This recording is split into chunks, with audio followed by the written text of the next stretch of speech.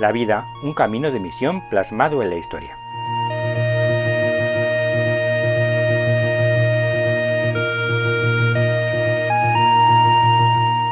Segunda parte. La aventura de la fe.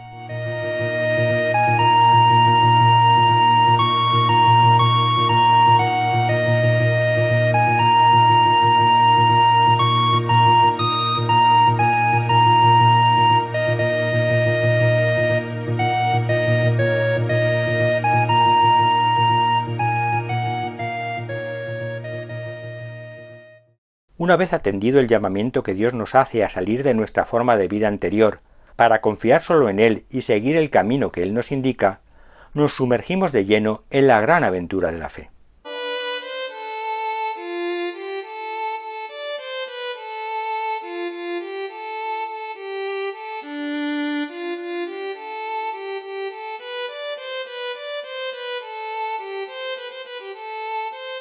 Primera etapa: la relación de amistad.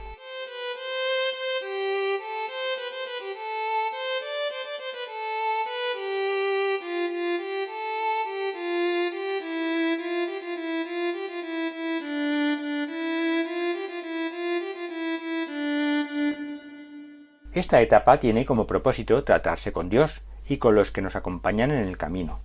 Conocerse, saber del otro, relacionarse con él, establecer lazos, puentes. Preguntando, por ejemplo, ¿y tú por qué peregrinas? ¿Cuál es tu objetivo o destino en la vida? Para poder decir que entre dos personas hay amistad, debe haber amor mutuo. Es decir, ha de ser una amistad correspondida, y no solo en una dirección, ya que en ese segundo caso habrá amor de una de ellas hacia la otra, pero no amistad entre las dos. La alianza, la amistad con Dios, requiere eso mismo, que haya correspondencia. Que no sea solo Dios el que ama, sino que Él también sea amado. Romper la amistad, romper la alianza, solo es posible cuando al menos por una de las partes no hay amor verdadero, amor desinteresado, amor sin condiciones, sino mucho de interés y utilización. Yo te doy si o mientras tú me des. Dios ya sabe nuestras verdaderas intenciones cuando nos acercamos a Él, pero nosotros puede que no seamos plenamente conscientes de ellas y nos autoengañemos. Por eso, la única forma que tenemos de conocer su autenticidad y hasta dónde estamos dispuestos a llegar es cuando éstas son sometidas a prueba. Dios no necesita pruebas, pero sí nosotros.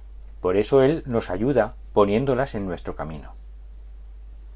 Una vez que hemos recibido la llamada, y con ella nuestro nombre, nuestra función en la vida, y en consecuencia la promesa de un destino en la misma, aparece la prueba que pone en entredicho la promesa. ¿Mantendremos la amistad, la alianza, a pesar del aparente incumplimiento de la otra parte? Veamos lo que hizo Abraham. Después de esto, Dios quiso poner a prueba a Abraham y lo llamó. «Abraham». Él respondió: «Aquí estoy». Y Dios le dijo: «Toma a tu hijo único, a tu querido Isaac, ve a la región de Moria, y ofrécemelo allí en holocausto, en un monte que yo te indicaré». Se levantó Abraham de madrugada, aparejó su asno, tomó consigo 2 siervos y a su hijo Isaac, partió la leña para el holocausto, y se encaminó hacia el lugar que Dios le había indicado. Al tercer día alzó Abraham los ojos y alcanzó a ver de lejos el lugar. Entonces dijo a sus siervos: «Quedaos aquí con el asno, mientras el muchacho y yo subimos allá arriba, para adorar al Señor. Después regresaremos junto a vosotros». Abraham tomó la leña del holocausto y se la cargó a su hijo Isaac. Él llevaba el fuego y el cuchillo, y se fueron los dos juntos. Isaac dijo a Abraham su padre: «Padre». Él respondió: «Aquí estoy, hijo mío». Dijo Isaac: «Tenemos el fuego y la leña, pero ¿dónde está el cordero para el holocausto?». Abraham respondió: «Dios proveerá el cordero para el holocausto, hijo mío». Y continuaron caminando juntos. Llegados al lugar que Dios le había indicado, Abraham levantó el altar, preparó la leña y después ató a su hijo Isaac, poniéndolo sobre el altar encima de la leña. Después Abraham agarró el cuchillo para degollar a su hijo, pero un ángel del Señor le gritó desde el cielo: «¡Abraham, Abraham!». Él respondió: «Aquí estoy». El ángel le dijo: «No pongas tu mano sobre el muchacho ni le hagas ningún daño. Ya veo que obedeces a Dios y que no me niegas a tu hijo único. Abraham levantó entonces la vista y vio un carnero enredado por los cuernos en un matorral. Tomó el carnero y lo ofreció en holocausto en lugar de su hijo. Abraham puso a aquel lugar el nombre de El Señor provee, y por eso todavía hoy se llama el monte del Señor provee. El ángel del Señor volvió a llamar desde el cielo a Abraham y le dijo: Juro por mí mismo, palabra del Señor, que por haber hecho esto y no haberme negado a tu hijo único, te colmaré de bendiciones y multiplicaré inmensamente tu descendencia como las estrellas del cielo y como la arena de las playas. Tus descendientes conquistarán las ciudades de tus enemigos. Todas las naciones de la tierra alcanzarán la bendición a través de tu descendencia, porque me has obedecido. Abraham pensó que ya no podía tener hijos con Sara, su mujer. Una solución lógica para que se pudiera cumplir la promesa del Señor de hacerle padre de un gran pueblo sería tenerlo con la esclava de su mujer, como si fuera ésta.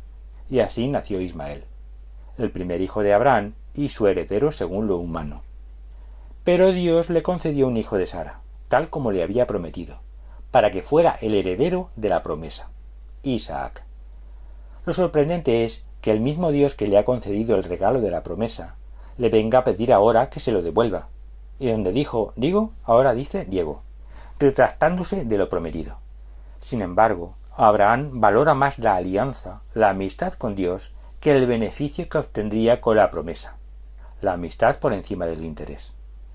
Y se lo devuelve con la intención, que no llega a hecho porque Dios le detiene. Incluso le da 3 días de marcha para que pueda pensarse bien su decisión y que no sea fruto de un primer impulso.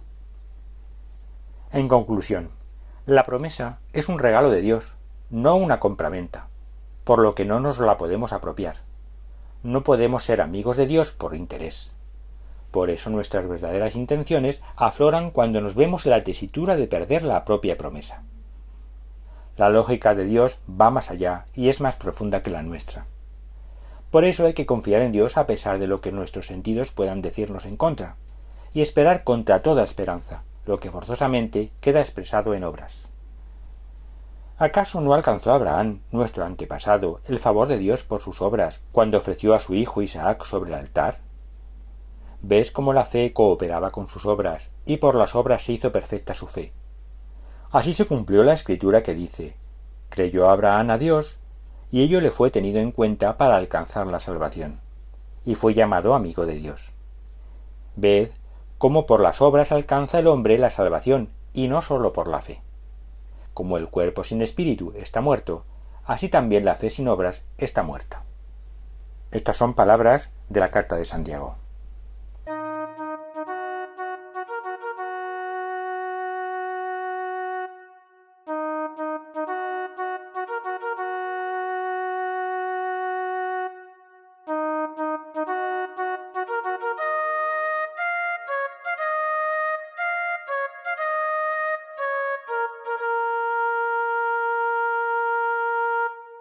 También María es colocada en situación equivalente.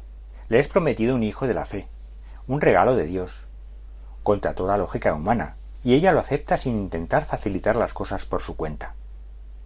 Pero debe contemplar cómo la promesa, su reino no tendrá fin, sufre el mayor de los descalabros tras el fracaso oficial, humano, de la misión de su hijo, del Hijo del Altísimo, que es cargado con el madero, como Isaac la leña, y llevado al sacrificio de la cruz en el Gólgota.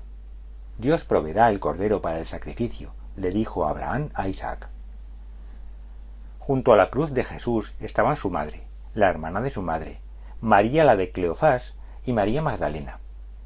Jesús, al ver a su madre y junto a ella al discípulo a quien tanto quería, dijo a su madre: «Mujer, ahí tienes a tu hijo». Después dijo al discípulo: «Ahí tienes a tu madre». Y desde aquel momento el discípulo la recibió como suya. Y el Hijo desde la cruz, desde el altar del sacrificio, le confirma la promesa, nombrándola Madre Universal. Es Madre Universal, pero quien realmente la tiene en su casa como suya, solo es el discípulo, el creyente, porque es quien la ha acogido. Y la promesa se cumple más allá de toda lógica, más allá de la muerte, plus ultra, venciendo al non plus ultra de la increencia, que parecía ser el triunfador. En el peregrinar histórico, a partir de Abraham, se establece una señal o signo propio de la alianza con Dios. En la etapa de los acontecimientos físicos que marcan el camino, visión desde la cabeza, el signo es la circuncisión, marca física. En la etapa de los acontecimientos vitales que nos enseñan la verdad, visión desde el corazón, el signo es el bautismo, signo y enseñanza vital. En la historia individual de cada creyente, de sus acontecimientos racionales o espirituales que nos muestran la vida, visión desde las entrañas, el signo demostrativo es su cambio de vida, su metanoia, cambio de mentalidad que no es un cambio teórico, sino vivencial. En consecuencia, en nuestro peregrinar diario debemos desprendernos incluso de lo que esperamos obtener como resultado de la tal peregrinación, y si Dios quiere que quedemos tal cual partimos. Ya vamos viendo que en nuestros 3 ciclos históricos superpuestos, cada uno viene determinado por una característica o perspectiva de la realidad que lo define. Así, en el ciclo de la historia como pueblo de Dios, la visión o interpretación de los acontecimientos se realiza desde lo físico de la realidad, es decir, es una visión más fría y distante, más intelectual, más desde el cuerpo. Mientras que la perspectiva histórica como Iglesia, la realidad es mirada o interpretada desde la verdad de la misma, y por ello de una forma más honda, más desde el corazón, desde el pensamiento y el sentimiento. Así, vista ahora la realidad desde el ciclo del creyente, del templo vivo de Dios, la perspectiva se profundiza aún más para hacerse vida, esencia, ser, decisión, en definitiva, espíritu. Con lo que estos 3 ciclos nos marcan o reproducen la estructura del ser humano que ya vimos en el cursillo Conocerse para conocer: cuerpo, psique o ánimo y espíritu. O nos recuerdan o indican la afirmación de Jesucristo en el Evangelio según San Juan: yo soy el camino, la verdad y la vida, ya que al fin y al cabo todo se encuentra resumido y contenido en Cristo.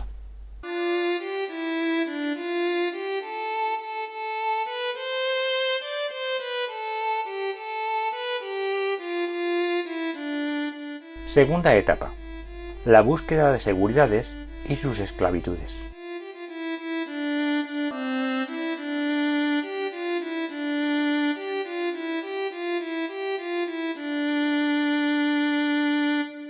El propósito de esta etapa es valorar la situación personal y el proyecto de vida de cada uno, preguntándose: ¿me satisface? ¿Es bueno? La historia que nos sirve de guía para esta ocasión es la de los patriarcas. Observar cómo Isaac es el único heredero de la promesa, a pesar de que Abraham circuncidó a todos sus siervos, a su sobrino Lot y a sus otros hijos, Ismael, su primogénito, nacido de la esclava Agar, y los hijos que tuvo de su segunda mujer tras morir Sara. Pues a pesar de eso, nadie acompañó a Isaac en su herencia. Isaac tuvo 2 hijos mellizos, Esaú el primogénito y Jacob. Pero Esaú tampoco heredó la promesa, porque un día prefirió cambiársela a su hermano por el plato de lentejas que éste se disponía a comer. Esaú valoraba más lo material, cercano e inmediato, que la espiritualidad de la fe, mientras Jacob tenía una visión del mundo en la que lo más importante era la fe.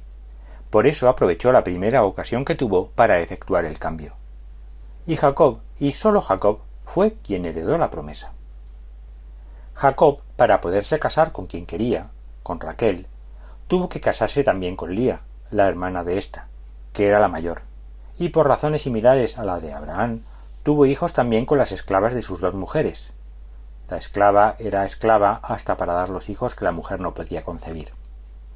Al final se encontró con 12 hijos varones, de los cuales sólo los 2 últimos, José y Benjamín, eran hijos de su querida Raquel. Rubén era el mayor, el primogénito, y por tanto el heredero, pero Rubén tuvo relaciones carnales con una de las esclavas que había dado hijos a Jacob, así que éste, al enterarse, le desheredó de la primogenitura, junto a los 2 hermanos que le habían encubierto, con lo cual ésta pasó al cuarto de sus hijos, a Judá. Y de nuevo, el primogénito según la carne no recibió la primacía de la promesa, aunque ahora sí, todos mantuvieron la unidad del patriarcado, conservando su parte en la herencia. Es curioso comprobar cómo Abraham se esfuerza en circuncidar a todos para hacerlos herederos y miembros de la alianza con Dios, pero sólo es Isaac el que la recibe. Y sin embargo, en el caso de Jacob, cuyas circunstancias son similares a las de Abraham en lo referente a mujeres, esclavas e hijos, todos los hijos, sin distinción de madre, son los que la reciben, constituyendo el fundamento del pueblo de Dios.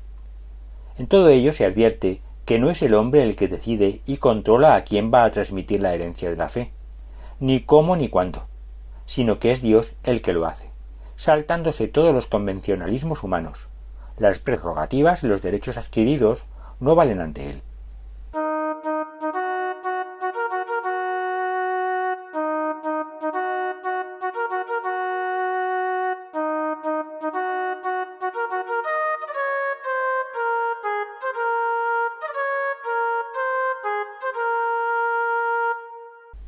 La consecuencia para nuestra vida es que tras la llamada a salir de nuestros planteamientos e ideas preconcebidas, aparecen una serie de posibilidades u opciones de vida, entre las cuales tenemos que encontrar el camino que Dios nos marca. Dios va señalando el camino a través de las diversas circunstancias y ocasiones. Empeñarse en otra cosa y en planteamientos guiados por nuestro interés es no dejar a Dios ser Dios y buscarnos a nosotros mismos en vez de a Él. La promesa que Dios nos ha hecho se cumplirá a su tiempo y al modo de Dios, no al nuestro. Y así llegaremos, casi sin darnos cuenta, a asentar nuestras bases, nuestros fundamentos, los patriarcas, los apóstoles, sobre los que construir nuestro plan de vida, nuestro templo de Dios, como los patriarcas del pueblo de Dios o los apóstoles de la ciudad de Dios.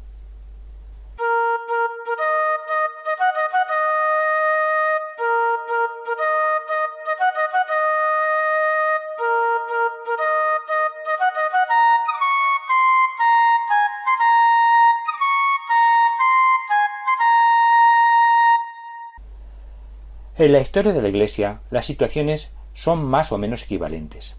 Si en la historia del pueblo hebreo, Ismael, aun siendo el primogénito, no es el hijo de la promesa, y al separarse de Isaac da origen al pueblo árabe, en la historia de la Iglesia son el pueblo judío los primogénitos, que al separarse de Jesús, el hijo de la promesa, dan origen al judaísmo, separado del cristianismo. Si Esaú, hermano gemelo de Jacob, vende su primogenitura por un plato de lentejas, Judas Iscariote, uno de los apóstoles, vende la suya por 30 monedas de plata, ocupando su lugar San Matías. Si los 12 hijos de Jacob dan origen a las 12 tribus de Israel, fundamento del pueblo de Israel, los 12 apóstoles son el fundamento de la Iglesia. Aunque bien mirado, no son 12 tribus, sino 13. Y no son 12 apóstoles, sino 13. Siguiendo con la historia de Israel, nombre nuevo que Dios le da a Jacob, José es vendido por sus hermanos a unos mercaderes que lo conducen a Egipto. Allí acabará siendo un personaje principal, y tras la bonita historia del reencuentro, Jacob y toda su familia acabará instalándose en dicho país.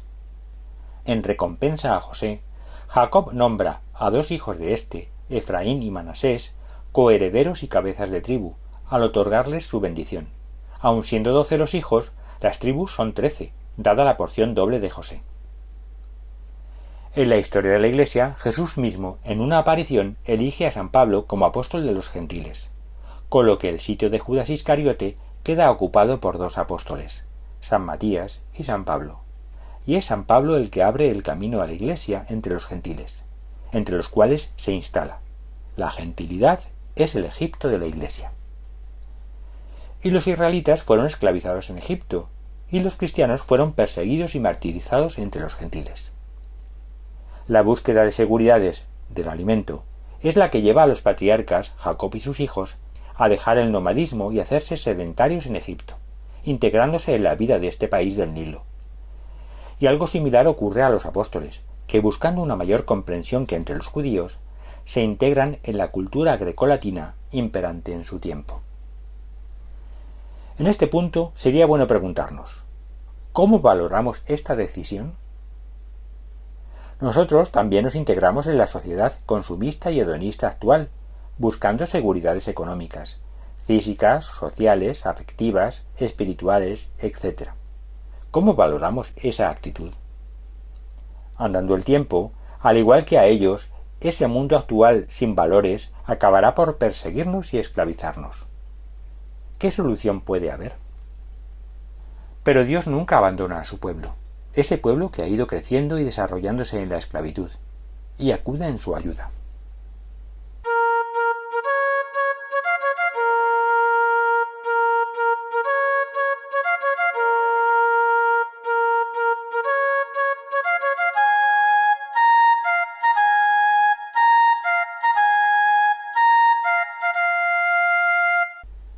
Moisés pastoreaba el rebaño de Jetro, su suegro, sacerdote de Madián. Transhumando por el desierto llegó al Horeb, el monte de Dios, y allí se le apareció un ángel del Señor, como una llama que ardía en medio de una zarza. Al fijarse, vio que la zarza estaba ardiendo, pero no se consumía. Entonces Moisés se dijo: «Voy a acercarme para contemplar esta maravillosa visión y ver por qué no se consume la zarza». Cuando el Señor vio que se acercaba para mirar, le llamó desde la zarza: «Moisés, Moisés». Él respondió: «Aquí estoy». Dios le dijo: «No te acerques, quítate las sandalias, porque el lugar que pisas es sagrado». Y añadió: «Yo soy el Dios de tu padre, el Dios de Abraham, el Dios de Isaac y el Dios de Jacob». Moisés se cubrió el rostro porque temía mirar a Dios. El Señor siguió diciendo: «He visto la aflicción de mi pueblo en Egipto, he oído el clamor que le arrancan sus opresores y conozco sus angustias. Voy a bajar para librarlo del poder de los egipcios. Lo sacaré de este país y lo llevaré a una tierra nueva y espaciosa, a una tierra que mana leche y miel, a la tierra de los cananeos, hititas, amorreos, pereceos, jebeos y jebuseos. El clamor de los israelitas ha llegado hasta mí. He visto también la opresión a que los egipcios los someten. Ve pues, yo te envío al faraón para que saques de Egipto a mi pueblo, a los israelitas». Moisés dijo al Señor: «¿Quién soy yo para ir al faraón y sacar de Egipto a los israelitas?». Dios le respondió: «Yo estaré contigo, y esta será la señal de que yo te he enviado. Cuando hayas sacado al pueblo de Egipto, me daréis culto en este monte». Moisés replicó a Dios: «Bien, yo me presentaré a los israelitas y les diré: el Dios de vuestros antepasados me envía a vosotros. Pero si ellos me preguntan: ¿cuál es su nombre?, ¿qué le responderé?». Dios contestó a Moisés: «Yo soy el que soy. Explícaselo así a los israelitas: yo soy me envía a vosotros». Y añadió: «Así dirás a los israelitas: el Señor, el Dios de vuestros antepasados, el Dios de Abraham, el Dios de Isaac, el Dios de Jacob, me envía a vosotros. Este es mi nombre para siempre. Así me recordarán de generación en generación». De este denso episodio del que habría tanto para comentar, vamos a resaltar solo algunos detalles. Dios utiliza medios humanos, pero de forma sorprendente. Lo valioso a los ojos de Dios no es lo valioso a los ojos de los hombres. Dios encarga una misión, una tarea, que supera con creces las fuerzas de quien ha de realizarla. Pero Él da las fuerzas para llevarla a cabo, y esa es precisamente su señal. Dios se manifiesta como lo más profundo de la propia identidad: yo soy. Y en consecuencia, Dios es la libertad, donde uno es plenamente. Por eso es en ese monte donde hay que ir a darle culto. El mismo Dios que nos escogió y nos llamó es el que ahora nos libera. Dios muestra a todo aquel que, queriendo escapar de la opresión de ese medio ambiente, haya huido al desierto, a su desierto interior, que la verdadera identidad propia está en Él, que Él es el que da sentido a la vida, llenándola por completo. Y es ese descubrimiento el que lanza a la persona a pelear con las armas de Dios, que no son las de los hombres, para conseguir su liberación. Al final, tras plagas varias y la muerte de los primogénitos, y de la que los israelitas se salvan gracias a la cena de Pascua y a la sangre del cordero sacrificado puesta en sus puertas, el faraón accede a dejarlos marchar para ir a dar culto a Dios en el Horeb, sabiendo que no van a volver.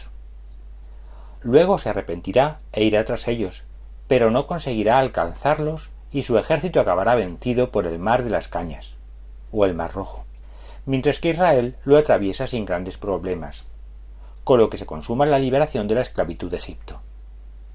De igual modo, el creyente que descubre su esclavitud e intenta liberarse de la opresión de un medio sin valores, ve favorecida su pretensión por circunstancias varias de la vida que vienen en su ayuda, y que aun siendo tenidas por malas, pueden ser aprovechadas por éste para su propósito.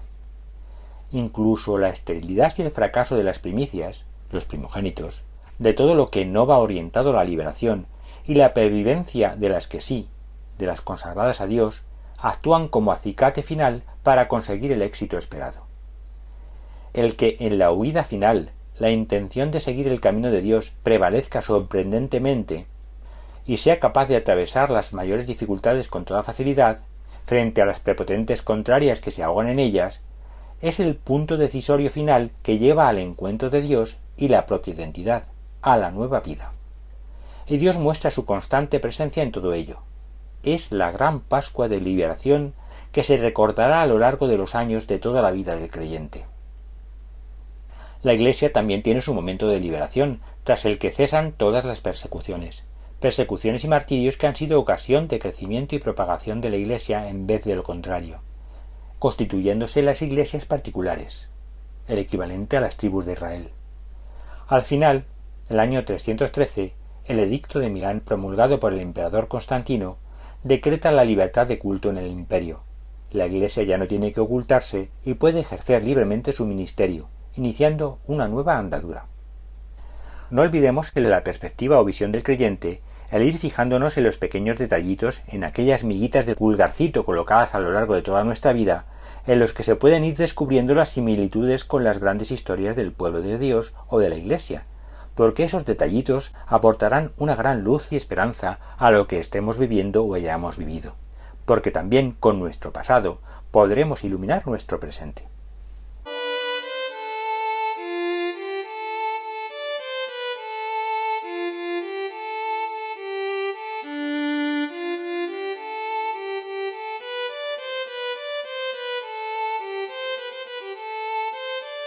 Tercera etapa: la propia identidad.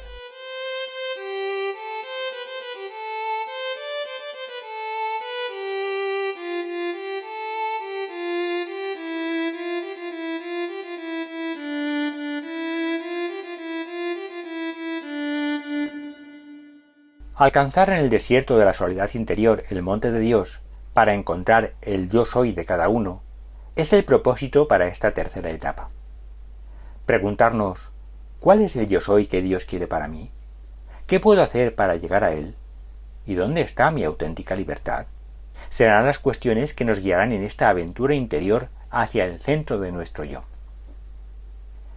Israel llega al Sinaí para dar culto a Dios en el monte Horeb, y Moisés sube a la montaña para hablar con Dios. Aquí estamos. ¿Qué hacemos ahora? Al amanecer del tercer día, hubo truenos y relámpagos. Una densa nube cubría la montaña, y se oía un sonido creciente de trompeta. Todo el pueblo que estaba en el campamento temblaba. Moisés hizo salir al pueblo del campamento al encuentro de Dios, y la gente se quedó al pie del monte. Todo el monte Sinaí estaba envuelto en humo, porque el Señor había bajado sobre él en medio de fuego. Subía aquel humo como humo de horno, y todo el monte trepidaba violentamente, y el sonido de la trompeta se iba haciendo cada vez más fuerte. Moisés hablaba, y Dios le respondía con el trueno. El Señor bajó sobre el monte Sinaí, invitó a Moisés a subir a la cima, y Moisés subió. Entonces Dios pronunció estas palabras: Yo soy el Señor tu Dios, el que te sacó de Egipto, de aquel lugar de esclavitud. No tendrás otros dioses fuera de mí. No te harás escultura, ni imagen alguna de nada de lo que hay arriba en el cielo, o aquí abajo en la tierra, o en el agua debajo de la tierra. No te postrarás ante ellas, ni les darás culto, porque yo, el Señor tu Dios, soy un Dios celoso, que castigo a la maldad de los que me aborrecen en sus hijos, hasta la tercera y cuarta generación. Pero soy misericordioso por 1000 generaciones, con los que me aman y guardan mis mandamientos. No tomarás en vano el nombre del Señor, porque el Señor no deja sin castigo al que toma su nombre en vano. Acuérdate del sábado para santificarlo. Durante 6 días trabajarás y harás todas tus faenas, pero el séptimo es el día de descanso en honor del Señor tu Dios. No harás en él trabajo alguno, ni tú, ni tus hijos, ni tus siervos, ni tu ganado, ni el forastero que reside contigo. Porque en 6 días hizo el Señor el cielo y la tierra, el mar y todo lo que contiene, y el séptimo día descansó. Por ello bendijo el Señor el día del sábado y lo declaró santo. Honra a tu padre y a tu madre, para que vivas muchos años en la tierra que el Señor tu Dios te va a dar. No matarás, no cometerás adulterio, no robarás, no dirás falso testimonio contra tu prójimo. No codiciarás la casa de tu prójimo, ni su mujer, ni su siervo, ni su sierva, ni su buey, ni su asno, ni nada de lo que le pertenece. Se trata de los mandamientos, normas de conducta que son mandamientos de amor, no de opresión, como reconoce el maestro de la ley a Jesús. Amarás al Señor tu Dios con todo tu corazón, con toda tu alma, con todas tus fuerzas y con toda tu mente, y a tu prójimo como a ti mismo. Jesús le dijo: has respondido correctamente. Haz eso y vivirás. Los mandamientos son el camino del creyente que le conducen a la vida, otorgándole identidad propia y que va mucho más allá de su mera formulación material. Es la senda del amor que libera y da entidad a la persona, porque está al servicio del hombre y no al revés. Y con los mandamientos comienza la historia de fidelidades e infidelidades de Israel, al no descubrir que los mandamientos están para servir al hombre en vez de para que el hombre les sirva. Y sobre este fundamento construyen todas sus leyes y su culto, y sus tradiciones y fiestas, cobrando una personalidad única como pueblo. Pero todo esto ocurre en el desierto, en un lugar lleno de carencias materiales que les hacen añorar los tiempos de Egipto, y que Dios aprovecha para educarles y mostrarles que es Él el que colma sus necesidades y carencias, que les da el maná, el pan del cielo, las codornices, el agua que brota de la roca, como hoy en día en la gruta de Lourdes, el estandarte que cura los mordidos de serpiente, etcétera, etcétera. Dios es el que les enseña a peregrinar por la vida fiándose de Él. El día en que fue erigida la morada, la nube la cubrió por la parte de la tienda del testimonio, y desde la tarde a la mañana estuvo sobre ella en forma de fuego. La nube la cubría permanentemente, tomando por la noche la apariencia de fuego. Cuando la nube se levantaba sobre la tienda, partían los israelitas, y donde se posaba la nube, allí acampaban. Partían por orden del Señor, y por orden del Señor acampaban, y permanecían acampados todo el tiempo que la nube estaba sobre la morada. Cuando la nube se posaba sobre la morada durante un largo tiempo, los israelitas, obedientes al Señor, no se movían. A veces la nube permanecía sobre la morada solo durante unos días. En cualquier caso, los israelitas permanecían acampados o se ponían en movimiento según lo que mandaba el Señor. A veces la nube se posaba solo desde el atardecer al amanecer. Entonces los israelitas se ponían en movimiento tan pronto como la nube se levantaba. Fuera de día o de noche, ellos se ponían en movimiento. A veces la nube permanecía sobre la morada 2 días, 1 mes o 1 año. Durante este tiempo, los israelitas seguían acampados y no se movían, pero cuando se levantaba, partían. Por orden del Señor acampaban y por orden del Señor partían. Obedecían las órdenes que el Señor les había dado por medio de Moisés. Pero los hombres somos muy duros de cerviz, y a la mínima nos dedicamos a buscar otros caminos distintos a los que nos conviene. Con lo que el peregrinaje por el desierto duró 40 años.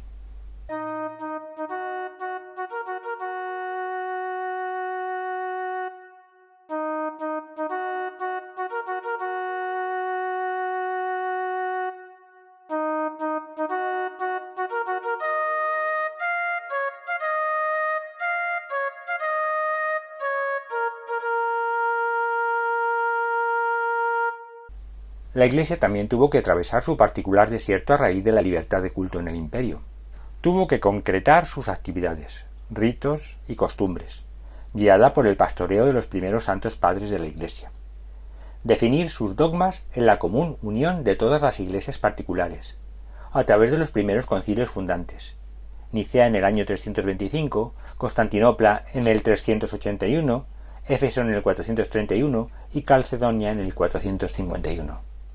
Combatir las herejías que indirectamente servían de estímulo para la formulación de tales dogmas, al forzar la búsqueda de la verdad sobre el asunto, y en definitiva encontrar su sitio, personalidad y función en el mundo. Lo que en Israel era el camino, en la Iglesia es la verdad.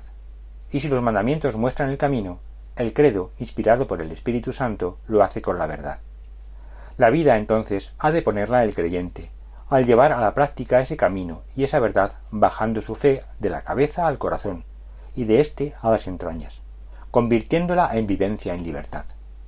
Sólo entonces el creyente puede alcanzar su identidad verdadera, su yo soy constituyente, que es puro don gratuito de Dios. La liberación de ese medio, de esa visión del mundo alienante que esclaviza al creyente, le lleva a un lugar intransitado en el que ha de construir su camino, su verdad y su vida. En su interior y a través de su encuentro personal con Dios, el creyente elabora su plan de vida y sienta las bases sobre las que construirlo. Dicta sus leyes y hace sus normas, pero que puestas a prueba por las diversas vicisitudes personales y el aislamiento interior, serán depuradas y mejoradas, hasta alcanzar la configuración personal tenida por más adecuada. Pero la verdadera y auténtica identidad no se puede lograr sin ese encuentro personal con Dios, porque es esa experiencia de Dios la que transforma a la persona, otorgándole todo su sentido como tal, y confiriéndole un sentido de vida y una misión en la misma.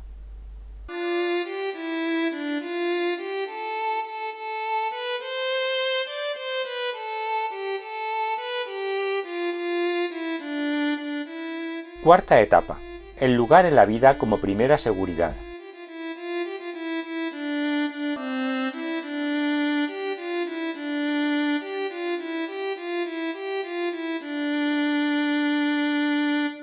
Una vez descubierta la propia identidad y con ella el sentido de la propia existencia, entramos en la fase de consolidación de la misma, lo que solamente se consigue cuando dicha identidad, recién estrenada, es puesta a prueba, seducida, por otras falsas propuestas u ofertas de seguridad que pretenden confundir el camino emprendido, adulterando la misión de vida con la intención de vaciarla de contenido. Descubrir cuál es el planteamiento de vida y el lugar en la misma, la tierra prometida, que Dios tiene dispuesto para cada uno en concreto, y cómo conseguirlo, es el propósito de esta etapa. Honra a tu padre y a tu madre para que vivas muchos años en la tierra que el Señor tu Dios te va a dar. Después de la muerte de Moisés, siervo del Señor, el Señor dijo a Josué, hijo de Nun, y colaborador de Moisés: Sé fuerte y valeroso, porque tú entregarás a tu pueblo en posesión la tierra que juré dar a sus padres. Sé pues fuerte y valeroso para cumplir fielmente todo lo que te ordenó mi siervo Moisés. No te desvíes ni a derecha ni a izquierda, y triunfarás en todas tus empresas. Ten siempre en tus labios las enseñanzas del libro de la ley. Medítalo día y noche, para cumplir exactamente todo lo que está escrito en él.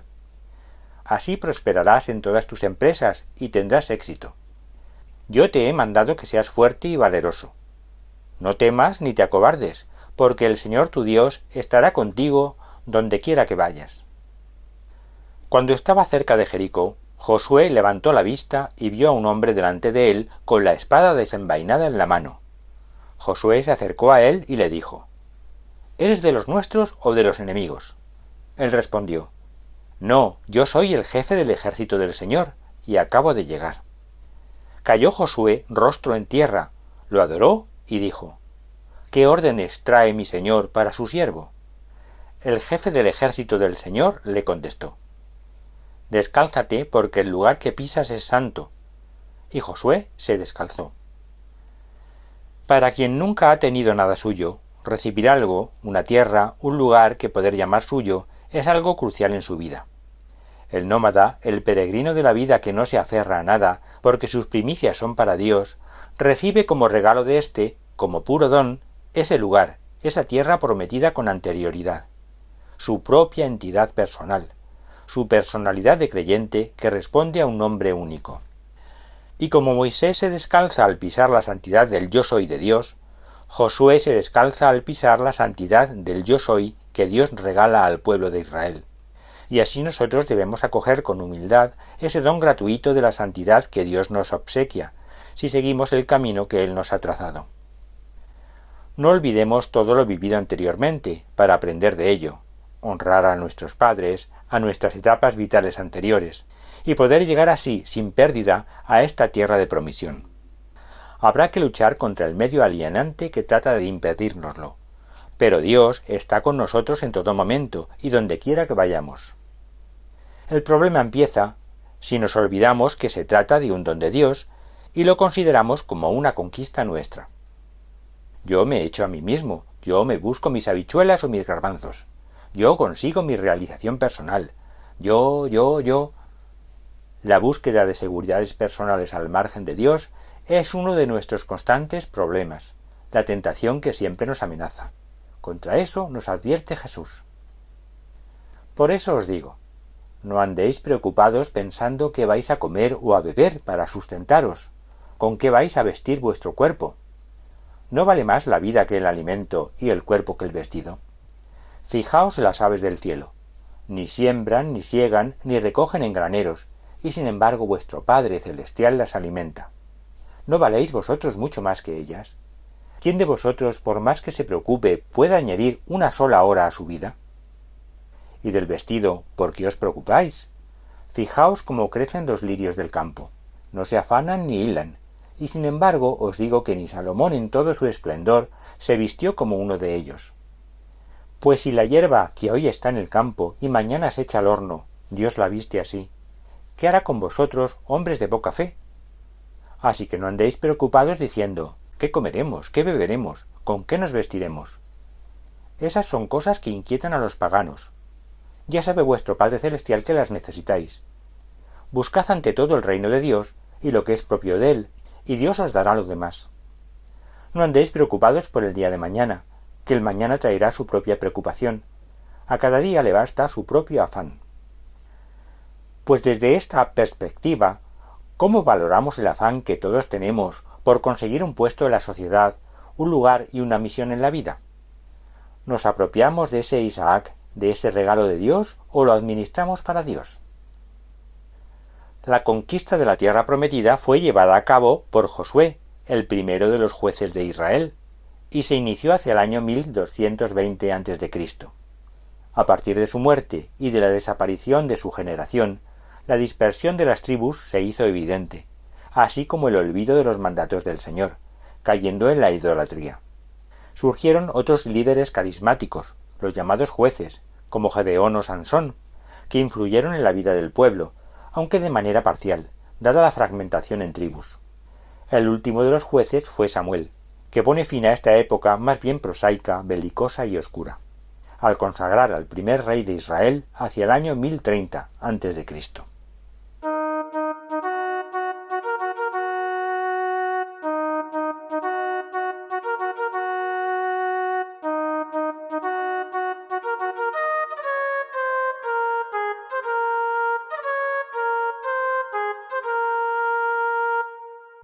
De forma similar, la Iglesia tiene aquí su período prosaico, belicoso, evangélicamente hablando, y oscuro. El emperador Constantino cedió al Papa el palacio de Letrán y la ciudad de Roma, construyéndose él otra en Bizancio, sobre el Bósforo, que llamó Constantinopla, y al final de su vida se bautizó. Sus sucesores siguieron esa línea, y en poco tiempo el cristianismo era la religión oficial del Estado, quedando prohibido el culto pagano. El cristianismo se difundió rápidamente por todo el imperio, y tras sufrir las invasiones de los pueblos bárbaros, acabó por cristianizarlos también. Es el periodo de fundación del monacato, por San Benito, que vivió del año 480 al 543. De la importancia del papado con San Gregorio I el Grande, entre el año 540 y 604. De las etimologías de San Isidoro, entre los años 560 y 636. De la constitución del ducado romano con los terrenos donados al Papa y posteriormente de la República de los Romanos, y del surgimiento del Islam en el año 622, fecha de la égira de Mahoma. Dos concilios ecuménicos, el quinto y el sexto, se dan en esta época. El segundo y el tercer concilios de Constantinopla, años 553 y 680 respectivamente. En resumen, la Iglesia también conquista su tierra prometida, que es toda la gentilidad, pero a la par comete los mismos errores que Israel, buscándose a sí misma un lugar social, un poder terrenal y otras idolatrías varias.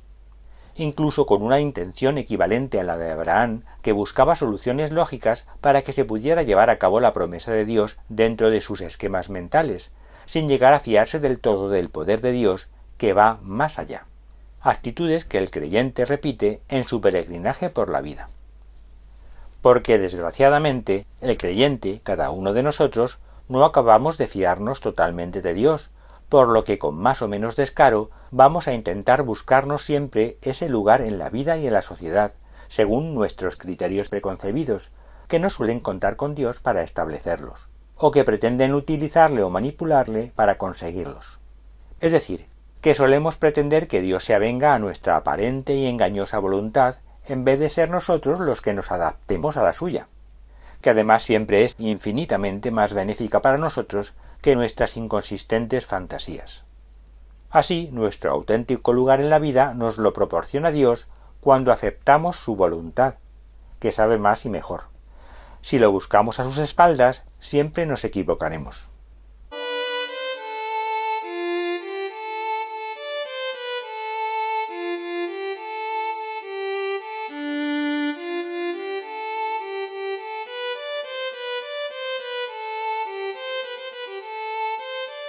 Quinta etapa: el prestigio como segunda seguridad.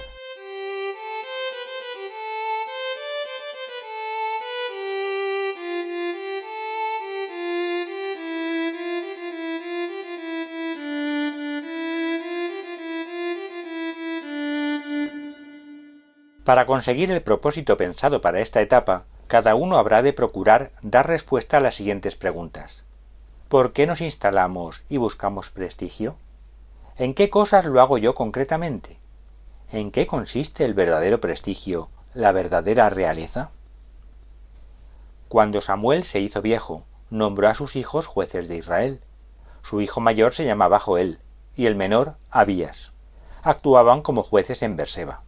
Pero sus hijos no se comportaron como él, sino que se dejaron llevar por el afán de lucro, aceptando sobornos y violando la justicia. Por eso todos los ancianos de Israel se reunieron, fueron a ver a Samuel a Ramá y le dijeron: «Mira, tú ya eres viejo, y tus hijos no se comportan como tú, así que nómbranos un rey para que nos gobierne, como se hace en todas las naciones». A Samuel le desagradó que pidiesen un rey para que los gobernara, y se puso a invocar al Señor. Pero el Señor le dijo: «Haz caso al pueblo en todo lo que te diga, porque no te rechazan a ti, es a mí a quien rechazan. No me quieren como rey. Así se han portado conmigo desde el día en que los saqué de Egipto hasta hoy. Me han abandonado para dar culto a dioses extranjeros, y así hacen también conmigo. Atiende a su ruego, pero adviérteles bien y dales a conocer el estatuto del rey que va a reinar sobre ellos». Samuel transmitió lo que le había dicho el Señor al pueblo, que le pedía un rey, y les dijo: «Así gobernará el rey que va a regiros. Tomará a vuestros hijos y los pondrá al servicio de sus carros y sus caballos, haciéndolos correr ante su carroza. Los empleará como jefes y capataces, y les hará trabajar sus campos, segar sus mieses, fabricar sus armas de guerra y los arreos de sus carros. A vuestras hijas las tomará para perfumeras, cocineras y panaderas. Os quitará vuestros mejores campos, viñas y olivares, para dárselos a sus servidores. Os exigirá los diezmos de vuestras mieses y vuestras viñas, para dárselo a sus cortesanos y ministros. Se adueñará de vuestros siervos y siervas, de vuestros bueyes y asnos, para emplearlos en sus trabajos. Os exigirá el diezmo de vuestros rebaños, y vosotros seréis sus esclavos. Entonces gritaréis contra el rey que vosotros mismos habéis elegido, pero el Señor no os responderá». El pueblo no quiso escuchar a Samuel, e insistió: «No, queremos tener un rey. Así seremos como las demás naciones. Nuestro rey nos gobernará y marchará al frente de nosotros para luchar en la guerra». Samuel escuchó las palabras del pueblo y se las transmitió al Señor. El Señor le respondió: «Atiende a su ruego y nómbrales un rey». El querer ser alguien entre las naciones, tener seguridades de gobierno, el prestigio como pueblo, lleva a Israel a desear tener un rey, como las demás naciones, que estructure el Estado. Y en la historia de la Iglesia ocurre algo equivalente. Y con todos los territorios donados al Papa que formaban la República de los Romanos, se constituyen en el año 755 los estados pontificios. Con lo que el Papa se convierte en jefe de Estado, en rey, y queriendo emular las estructuras del Imperio Romano, en emperador. Pero estando todavía amenazada esta situación por otros reinos temporales, el Papa decide consagrar un emperador que se ocupe de la defensa y los asuntos del mundo, con lo que funda el Sacro Imperio Romano, coronando a Carlomagno, nuestro rey David del año 800, como emperador de toda la cristiandad. Nosotros también huimos de la humildad y nos buscamos a nosotros mismos, queriendo emular a tantos otros como se buscan a sí mismos en todo lo que hacen. Con lo que perdemos nuestra verdadera identidad que nos viene de Dios. Preferimos la apariencia, el prestigio, el quedar bien, a la sencillez de la verdad. Queremos afianzar nuestra identidad, nuestro lugar en el mundo, nuestra misión, a toda costa, pero al margen de Dios, a la medida humana. No hubo de pasar mucho tiempo para que las advertencias que Samuel hizo a su pueblo se cumplieran en Saúl, el primer rey de Israel. Así que viendo los desmanes, Samuel recibió el encargo de Dios de nombrar otro rey, ungiendo a David, el hijo más pequeño de Jesé, de la tribu de Judá. Tras diversas vicisitudes y persecuciones por parte de Saúl, a la muerte de éste, David es aceptado como rey por todas las tribus, en el año 1000 a.C. Conquistó Jerusalén a los jebuseos y la convirtió en la capital del estado, extendiendo el reino a límites no conseguidos hasta entonces, ni con posterioridad. Pero entre otras cosas, tuvo que sufrir la rebelión de su hijo Absalón y conocer la muerte de éste.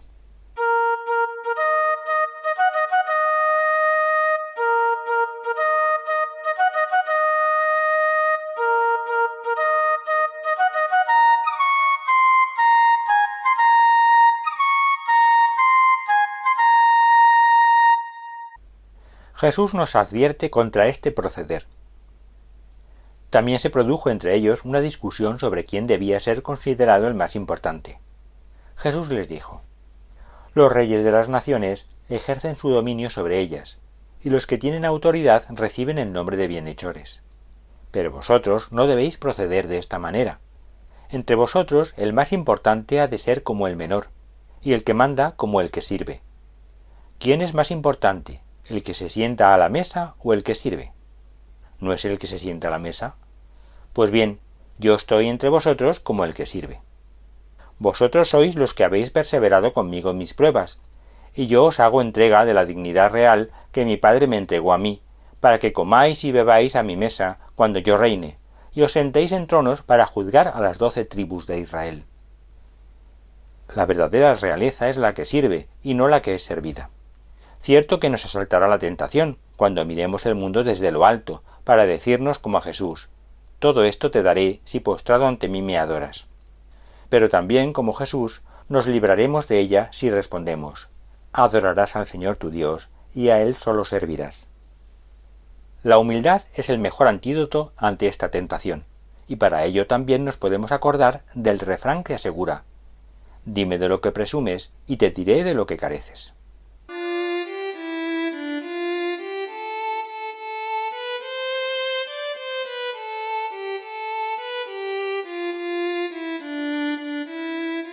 Sexta etapa: las devociones como tercera seguridad.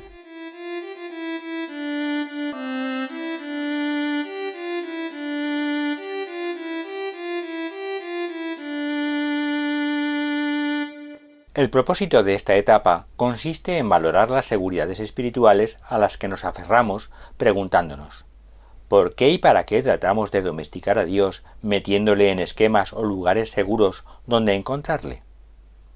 ¿Cuándo trato yo de comprar a Dios o encasillarle o ponerle a mi servicio para que haga mi voluntad? Cuando David se estableció en su palacio y el Señor le dio paz con todos sus enemigos de alrededor, dijo al profeta Natán: yo vivo en una casa de cedro, mientras que el arca del Señor está en una tienda. Natán le dijo: haz lo que te propones, porque el Señor está contigo. Pero aquella misma noche el Señor dirigió esta palabra a Natán: ve a decir a mi siervo David: esto dice el Señor: ¿eres tú quien me va a construir una casa para que viva en ella? Yo no he habitado en una casa desde el día en que saqué de Egipto a los israelitas hasta hoy. He estado peregrinando de un sitio a otro en una tienda que me servía de santuario. Durante todo el tiempo que he caminado con ellos, ¿pedí yo acaso a uno solo de los jueces de Israel, a quienes mandé pastorear a mi pueblo Israel, que me edificaran una casa de cedro? Por tanto di a mi siervo David: así dice el Señor Todopoderoso: yo te tomé de la majada, de detrás de las ovejas, para que fueras caudillo de mi pueblo, Israel. He estado contigo en todas tus empresas. He exterminado delante de ti a todos tus enemigos. Yo haré que tu nombre sea como el de los grandes de la tierra. Asignaré un lugar a mi pueblo Israel, y en él lo plantaré, para que lo habite y no vuelva a ser perturbado. Ni los malvados lo opriman, como antes, como en el tiempo en que yo establecí jueces sobre mi pueblo Israel. Te daré paz con todos tus enemigos. Además el Señor te anuncia que te dará una dinastía. Cuando hayas llegado al final de tu vida y descanses con tus antepasados, mantendré después de ti el linaje salido de tus entrañas, y consolidaré tu reino. Él edificará una casa en mi honor, y yo mantendré para siempre su trono real. Seré para él un padre, y él será para mí un hijo. Si hace el mal, yo lo castigaré con varas y golpes, como hacen los hombres. Pero no le retiraré mi favor, como se lo retiré a Saúl, a quien rechacé de mi presencia. Tu dinastía y tu reino subsistirán para siempre ante mí, y tu trono se afirmará para siempre. Natán comunicó a David estas palabras y esta visión.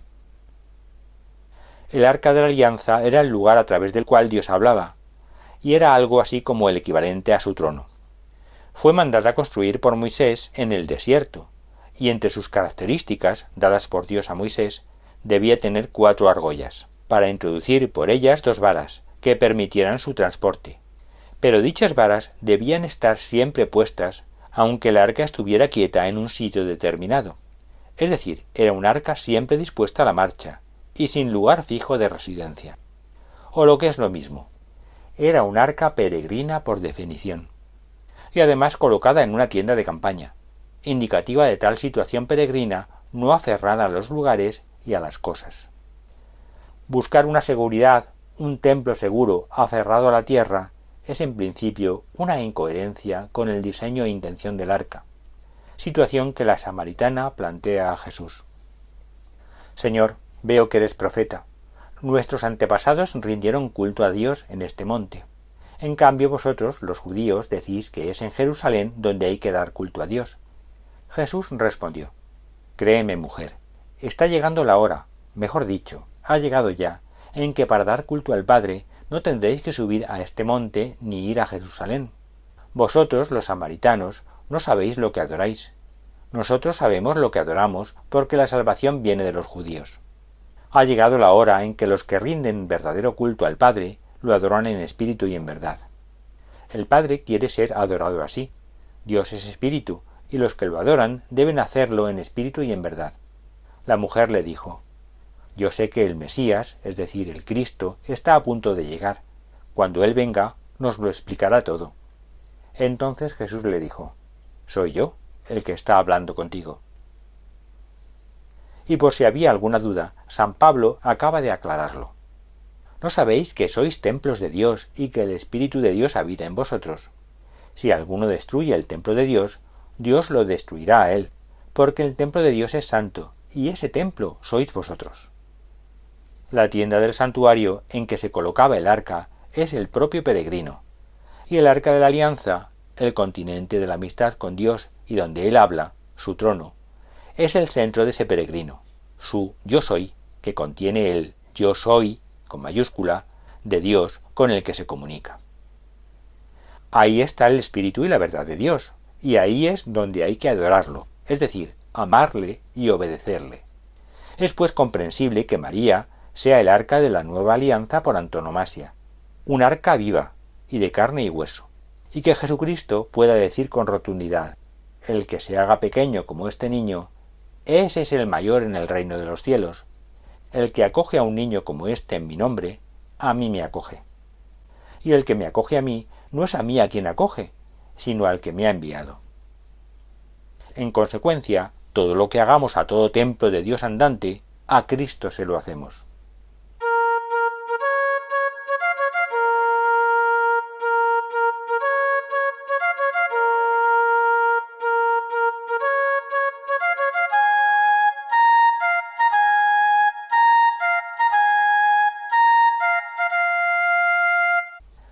El rey David no pudo construir un templo para Dios, un lugar seguro y firme donde encontrarle, pero sí lo hizo Salomón, su hijo, que reinó entre los años 961 al 922 a.C., con lo que el templo se convirtió en el único lugar válido donde encontrar a Dios y rendirle culto. Pero la construcción de un templo así requiere la colaboración y el consenso de todo el pueblo. Por eso la Iglesia levanta su templo en los concilios ecuménicos, sentando principios y leyes. Los dos últimos de la Edad Antigua fueron el Segundo Concilio de Nicea en el año 787 y el Cuarto de Constantinopla en el 869. Séptimo y octavo ecuménicos, respectivamente. La amistad de Dios, la alianza, es gratuita, y en consecuencia no se deja comprar ni manipular en función de nuestros intereses. Él se deja encerrar en ese templo, se deja domesticar, siempre y cuando no nos apropiemos de él como cosa nuestra y para nuestras conveniencias. La amistad no es un negocio, sino una donación, no es una compraventa, sino amor. ¿Cuánto cuesta el kilo de gracia de Dios? Dios es, tanto en cuanto nos vale, nos es útil, y si no, no es. ¿Cuántos piensan que lo que no nos vale, lo que no nos es útil, no es de Dios, y en consecuencia, Dios no está en todo lo considerado como despreciable? Y si David fue sucedido por Salomón, el Sacro Imperio Romano fue sucedido por el Sacro Imperio Romano Germánico en el año 962. Y si los judíos pensaban que sólo en el templo estaba Dios y sólo allí se podía dar culto, nosotros pensamos que sólo en el sagrario está Dios y sólo allí se le puede dar culto. Y lo mismo con los ritos y normas varias. Pero frente a esa creencia controladora y domesticadora de Dios, están las palabras de Jesús a la samaritana, la protestante de hoy en día, según veremos. Ha llegado la hora en que los que rinden verdadero culto al Padre lo adoran en espíritu y en verdad. Adorar es reconocer a Dios en relación con lo que es el hombre, cada ser humano, cada uno de nosotros, y reconocer esa verdad es andar en humildad, la virtud maestra de todas las virtudes.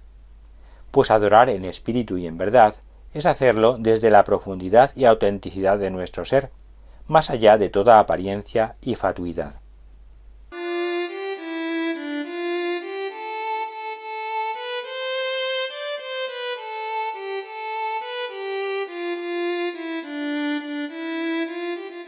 Séptima etapa: la discordia.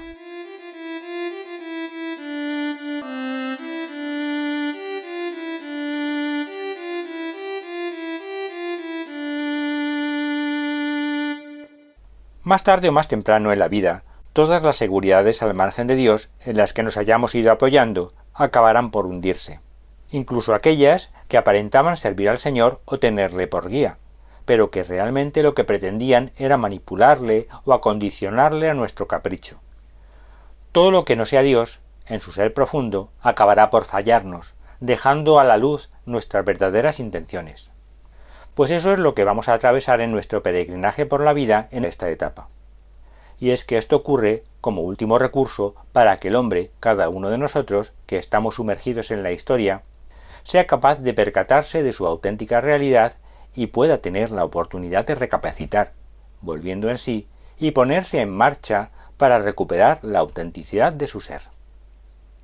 Revisar los motivos de discordia y preguntarse ¿qué me lleva a mí a separarme de los otros y a la discordia?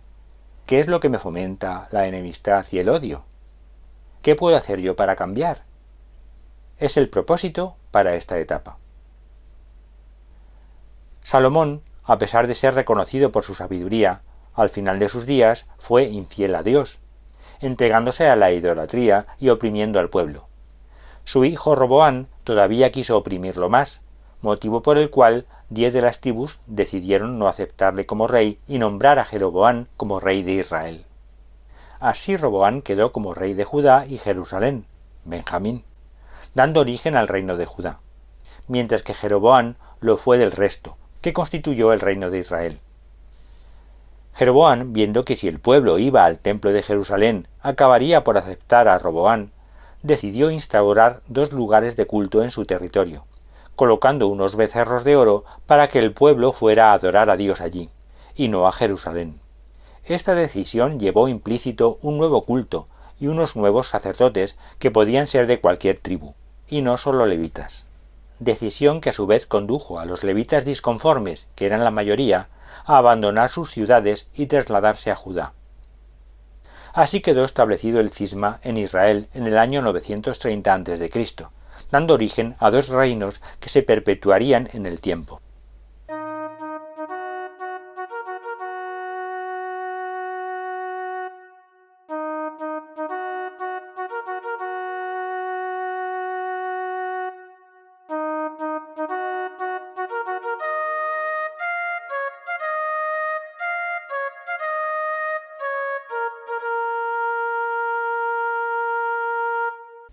y a la Iglesia le ocurrió tanto de lo mismo.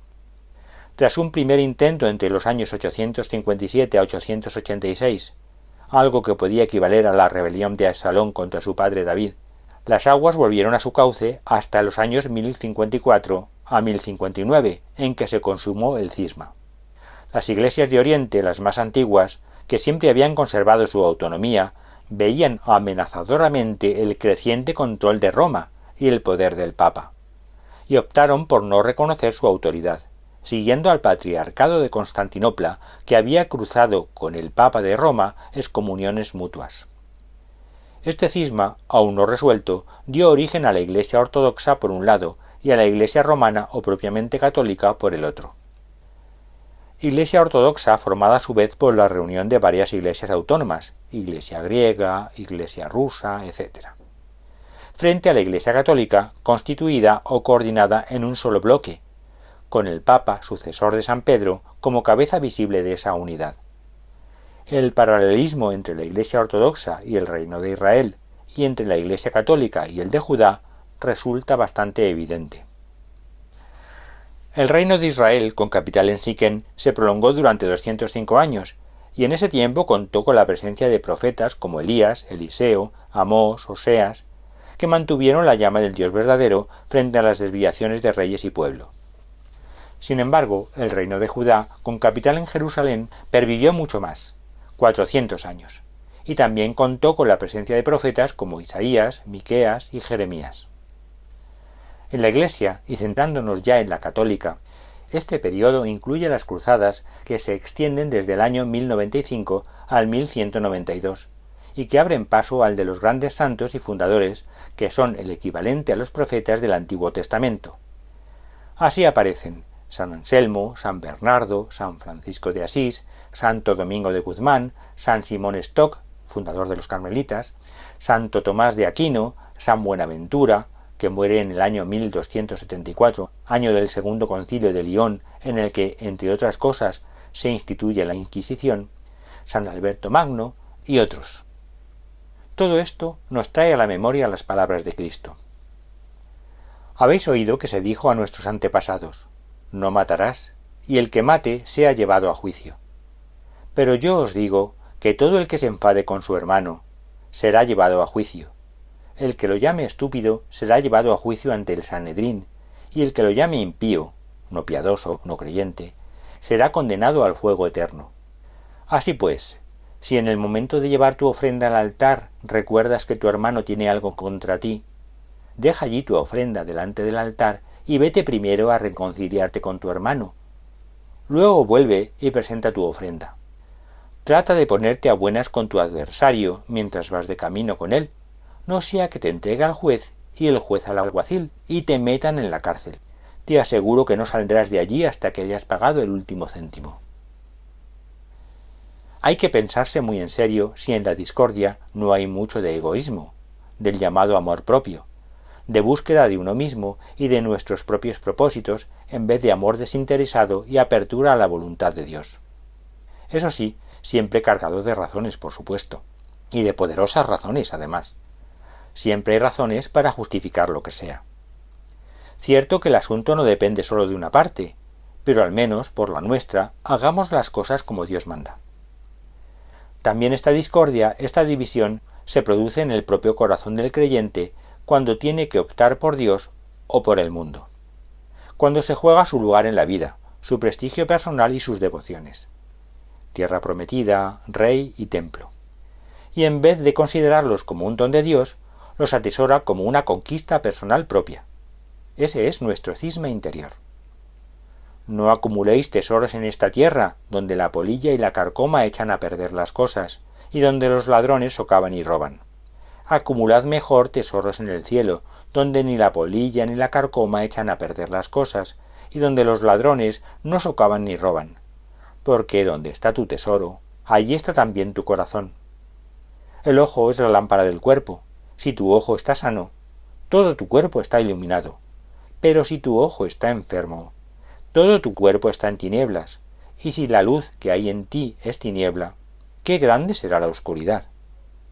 Nadie puede servir a dos amos, porque odiará a uno y querrá al otro, o será infiel a uno, y al otro no le hará caso. No podéis servir a Dios y al dinero. Y como aún así nosotros procuramos mantener pese a todo nuestras seguridades, Dios nos manda advertencias, profetas y santos, para corregir el enfoque. ¿Qué o quién actúa como profeta con nosotros? ¿Con cada uno? Son preguntas a las que debemos dar respuesta necesariamente si es que queremos aprender de las enseñanzas e indicaciones del Señor para el bien de nuestra vida.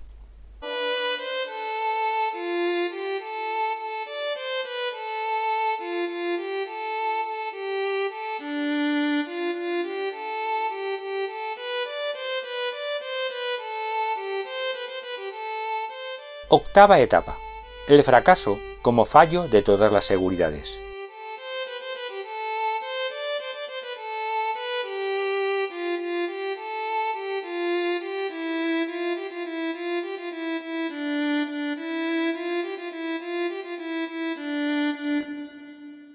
El propósito de esta etapa consiste en plantearse y procurar dar respuesta a las siguientes cuestiones.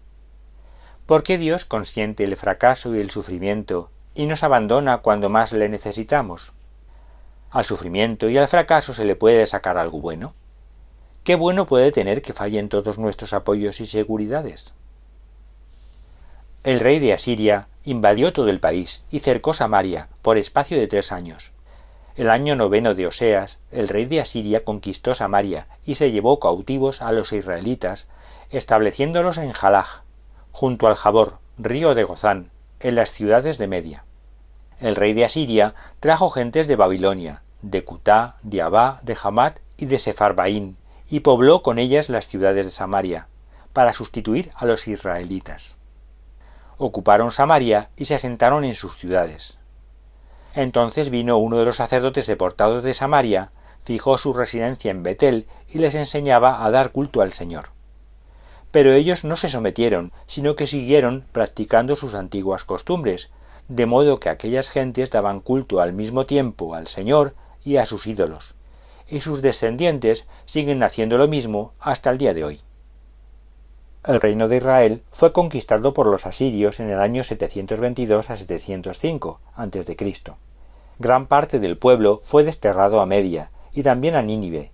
Una pequeña porción permaneció en el territorio que al mezclarse con los deportados de otros pueblos a esta región, darán origen a los samaritanos de la época de Jesús.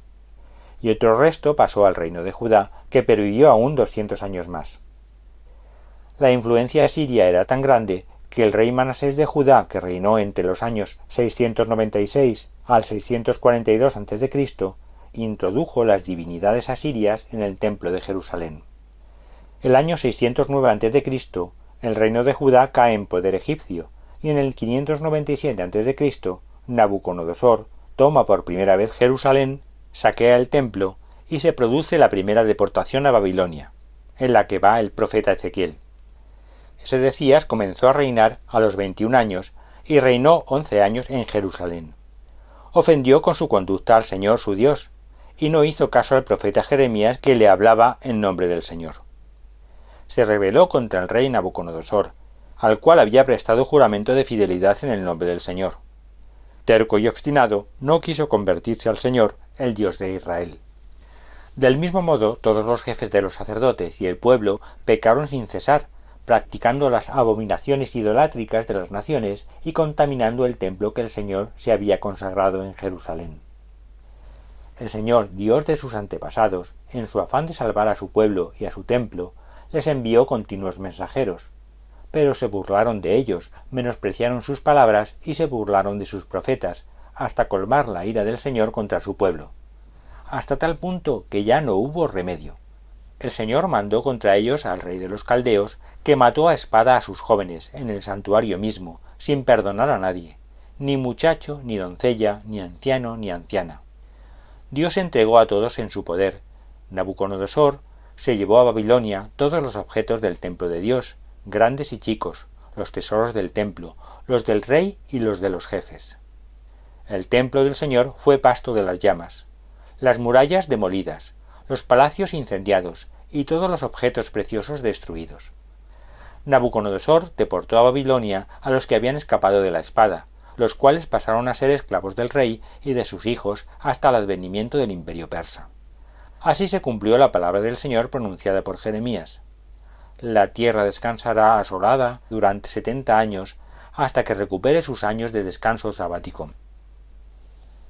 Todo esto ocurrió en el año 586 a.C. Un cuarto de la población de Judá, las clases más destacadas, sufrió la deportación.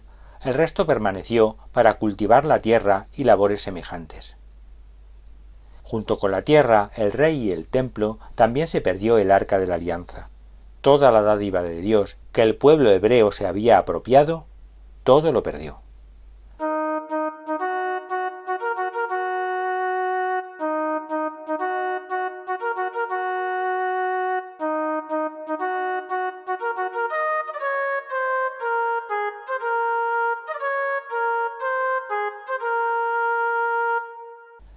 Lo mismo el creyente, que acaba por apropiarse del lugar y la misión en la vida que Dios le ha concedido, que se cree autor de su prestigio y gobernador de su vida, que con sus devociones y sus reglas espirituales piensa tener domesticado a Dios, al que ha comprado con su bondad, y que no ha aprendido del aviso previo que supone el cisma interior de la doble vida en la que pone una vela a Dios y otra al diablo. Forzosamente ha de llegar a la coyuntura de perder todas sus falsas seguridades y percibir ese aparente abandono de Dios, y caer en la desorientación y en las dependencias esclavizantes para que por fin reaccione y se pare a recapacitar lo que Dios ha obrado en su vida, valore de verdad lo que Él le ha regalado y cambie de actitud.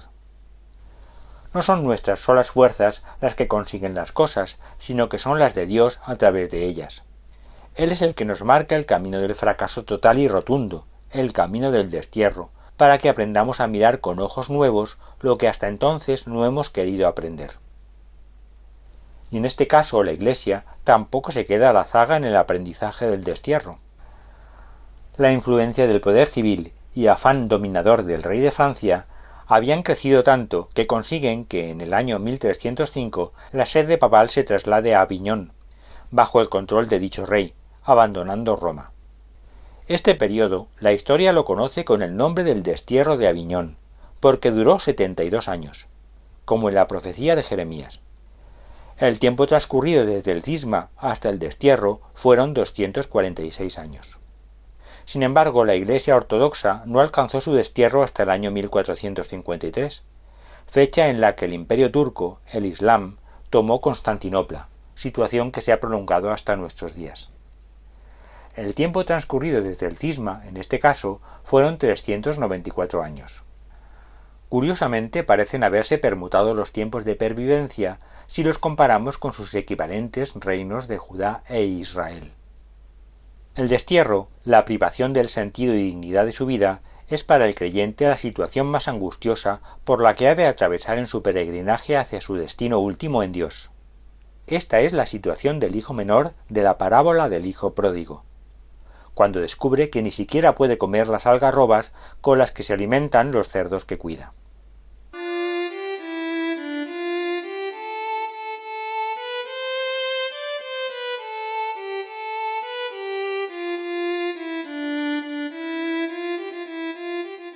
Novena etapa: la vuelta en sí.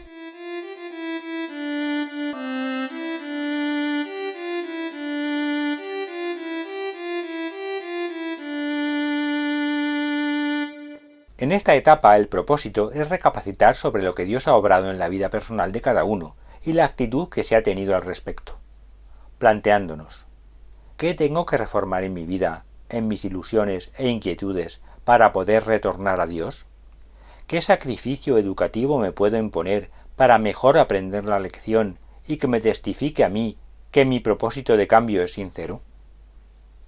El año primero de Ciro, rey de Persia, para que se cumpliera la palabra del Señor anunciada a Jeremías, despertó el Señor el espíritu de Ciro, que en todo su reino hizo proclamar de palabra y por escrito el siguiente edicto: Habla Ciro, rey de Persia. El Señor, Dios del cielo, me ha dado todos los reinos de la tierra, y me ha encomendado construirle un templo en Jerusalén, que está en la región de Judá. El que de vosotros pertenezca a ese pueblo, que su Dios lo acompañe y suba a Jerusalén, que está en la región de Judá, a reconstruir el templo del Señor, Dios de Israel. y a los que pertenezcan a ese pueblo, vivan donde vivan, ayúdenles sus convecinos con plata, oro, bienes, ganado y otros donativos voluntarios para el templo de Dios que está en Jerusalén. Los jefes de familia de Judá y Benjamín, los sacerdotes y levitas, todos aquellos cuyo espíritu había despertado Dios, se dispusieron a subir a Jerusalén para reconstruir el templo del Señor. Todos sus convecinos le dieron plata, oro, bienes, ganado, objetos preciosos u otros donativos voluntarios. El rey Ciro mandó sacar los utensilios que Nabucodonosor se había llevado del templo del Señor y había depositado en el templo de su Dios. Ciro, rey de Persia, se los consignó al tesorero Mitríades, el cual los contó y se los entregó a Sesbasar, príncipe de Judá. Al destierro marchó un pueblo, y del destierro regresó una comunidad religiosa. No todos regresaron, ni todos a la vez. Sólo regresaron los que querían reconstruir el templo y vivir en consecuencia con sus principios y sus orígenes. Pero al volver se encontraron con los samaritanos. Cuando los enemigos de Judá y Benjamín tuvieron noticia de que los repatriados estaban reconstruyendo el santuario del Señor, Dios de Israel, se presentaron a Zorobabel, a Josué y a los cabezas de familia, y les dijeron: «Permitidnos colaborar con vosotros en la reconstrucción, ya que también nosotros adoramos, como vosotros, al mismo Dios, y le ofrecemos sacrificios desde que Asaradón, rey de Siria, nos instaló aquí». Zorobabel, Josué y los otros cabezas de familia les contestaron: «No edificaremos juntos un templo a nuestro Dios. Conforme a la orden de Ciro, rey de Persia, lo edificaremos nosotros solos en honor del Señor, Dios de Israel». Entonces la gente del país se puso a desalentar al pueblo de Judá y a intimidarlos para que no siguieran construyendo.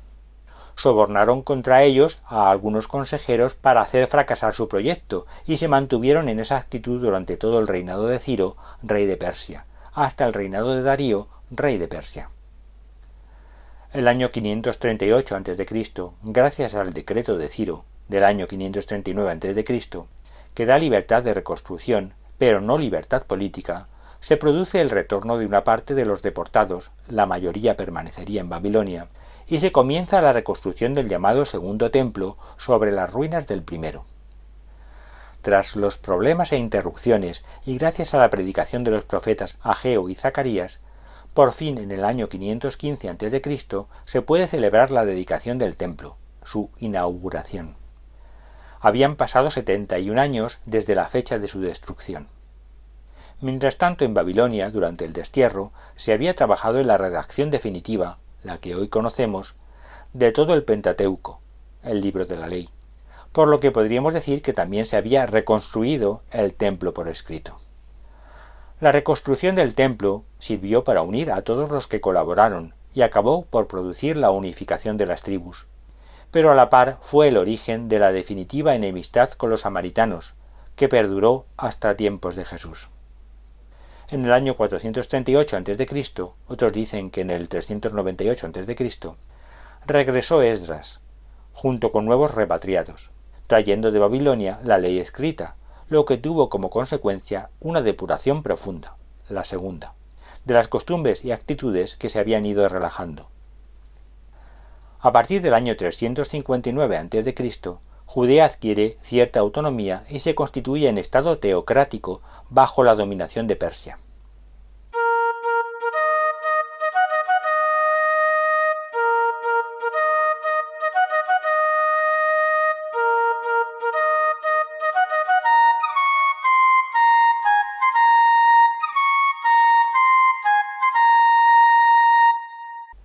La historia de la Iglesia, que sigue muy de cerca a la de Israel, se desarrolló en términos equivalentes.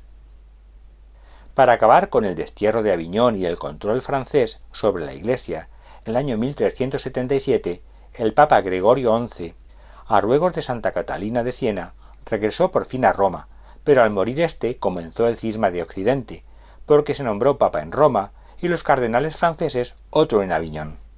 Y así cada uno continuó su sucesión.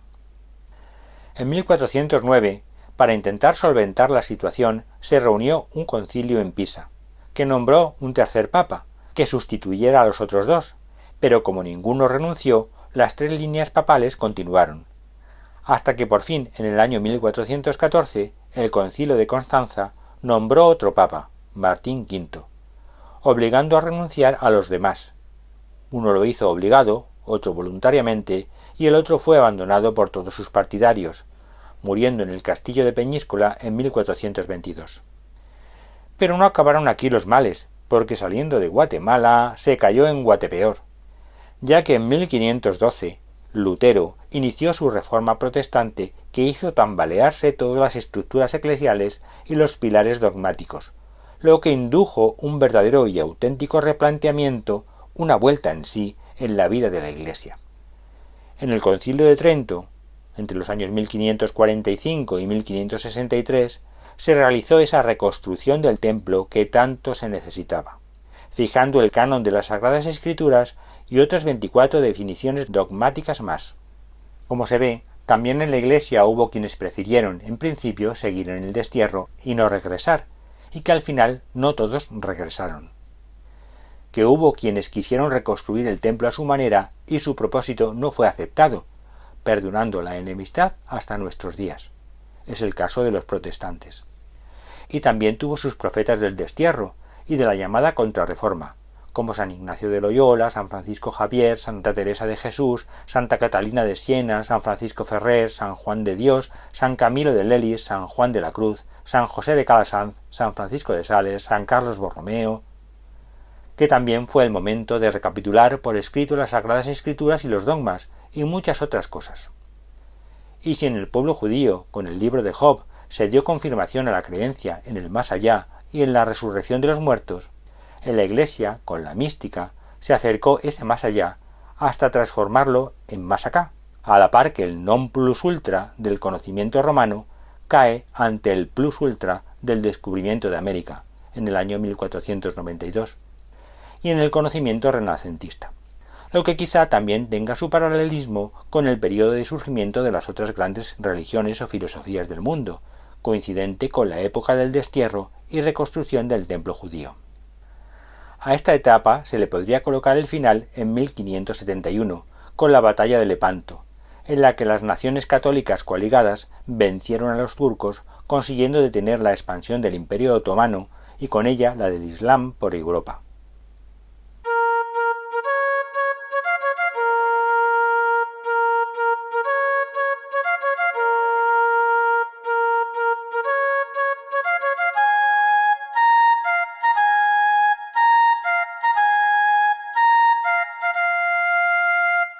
Pues igualico le ocurre al creyente en su vida.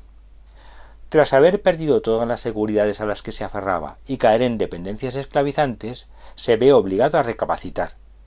Y vuelto en él, a trompicones, debe poner todo de su parte para regresar a su lugar de origen, a sus primeras intenciones, y con la ayuda que Dios le presta, volviendo a hacer brillar la estrella que le guía, como a los Reyes Magos, volver a encaminarse hacia su verdadera misión, aunque esto sea a través de dudas, dificultades, miedos, divisiones interiores y caminos fallidos a los que ha de renunciar, para conseguir un replanteamiento más profundo de su vida que le abra más a Dios, y para lo que tendrá que romper muchas barreras y establecer luchas interiores.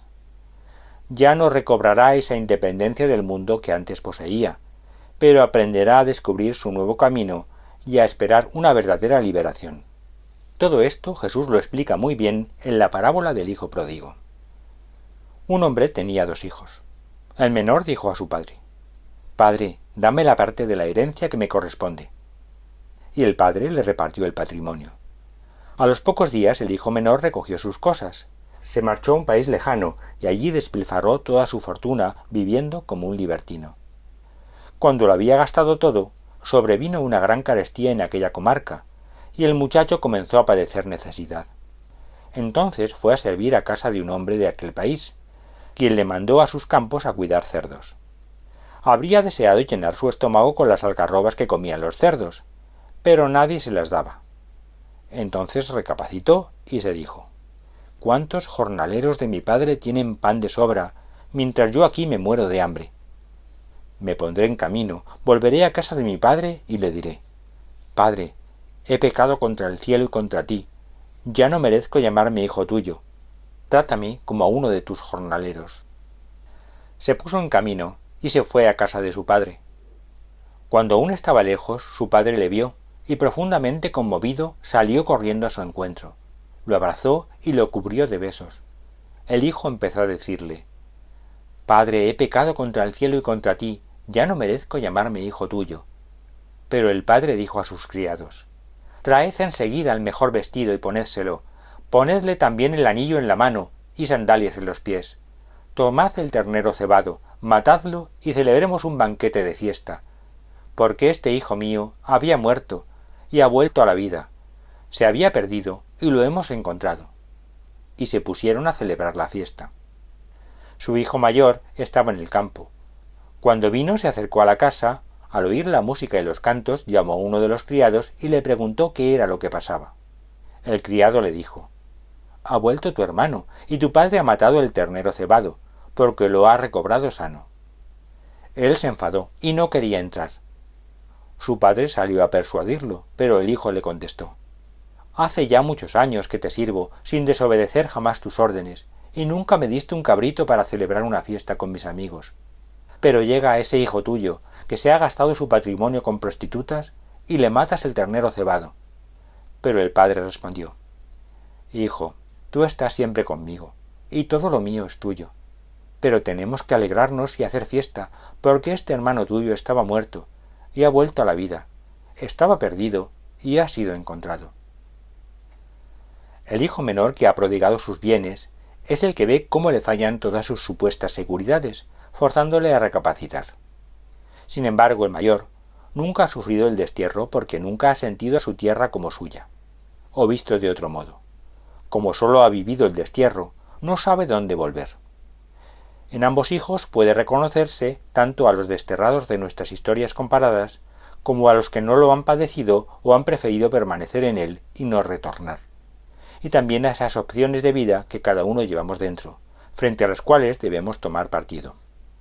No olvidemos que la fiesta del retorno y el reencuentro nos la prepara Dios, porque el principal objetivo del que vuelve es retornar. Bastante tiene con eso. Y no celebrar una fiesta. La fiesta siempre es una sorpresa gozosa.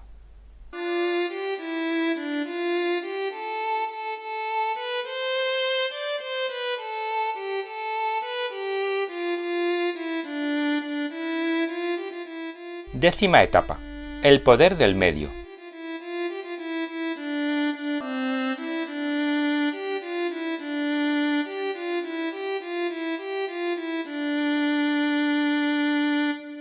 La seguridad de la persona, la autenticidad de vida demostrada por quien la tiene, suele ser motivo de envidia para quien, no disfrutando de tales basamentos, lo ve manifestado en otros ante sus propios ojos.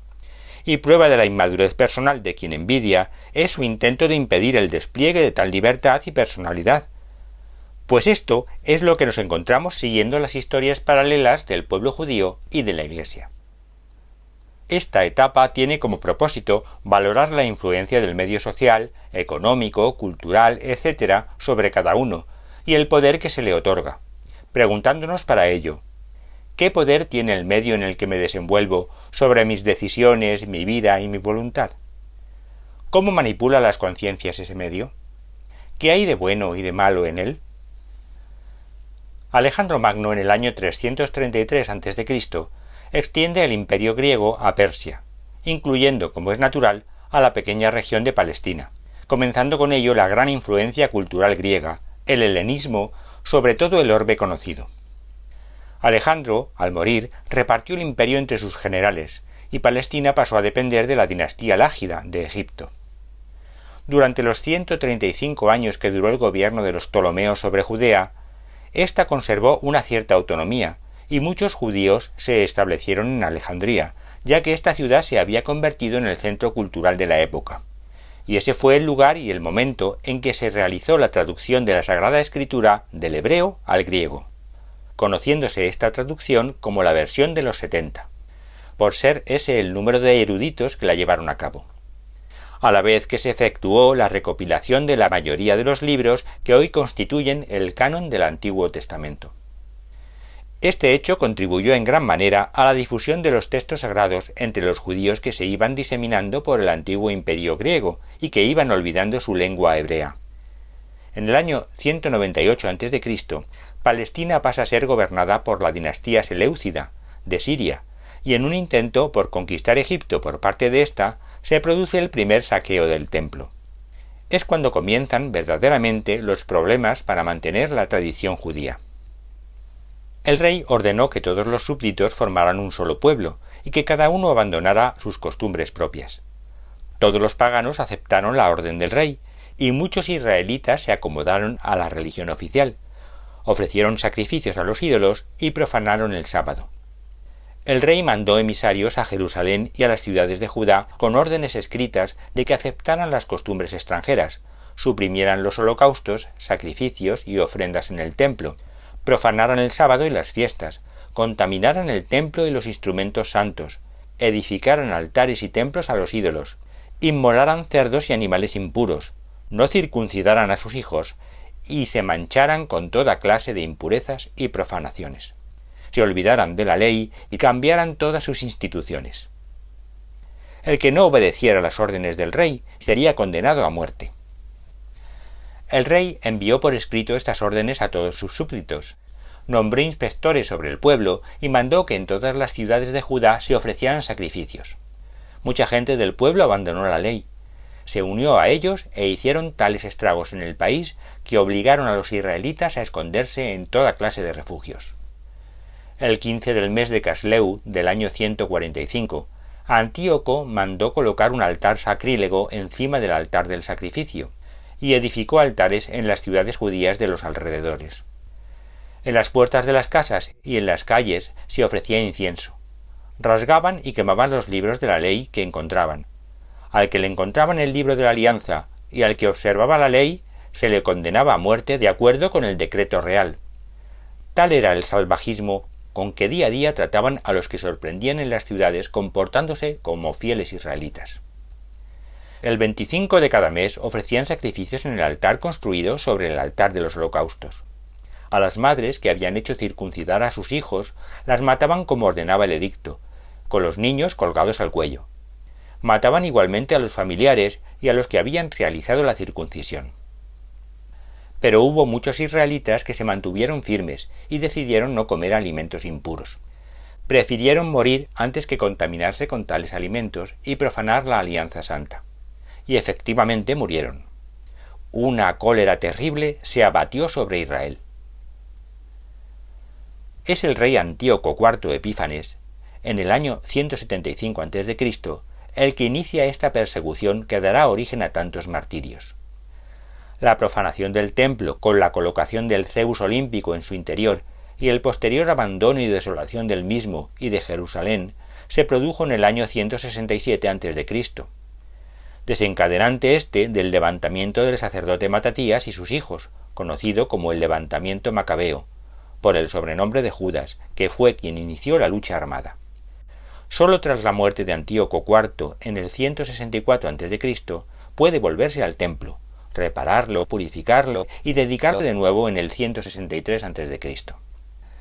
En el 161 a.C., Judas Macabeo establece una alianza con los romanos que por entonces están aumentando su influencia e intervención en la zona. Tras la muerte de Judas, su hermano Jonatán le sucedió al frente de la rebelión, y como en ese tiempo surgió una disputa por la sucesión en la dinastía seleucida, las dos partes quisieron congraciarse con los levantiscos judíos, y Alejandro Epífanes nombró a Jonatán sumo sacerdote. El rey Alejandro saluda a su hermano Jonatán. Sabemos que eres valiente y digno de ser nuestro amigo. Por tanto, te constituimos hoy sumo sacerdote de tu nación y te nombramos amigo del rey, para que apoyes nuestra causa y nos guardes amistad.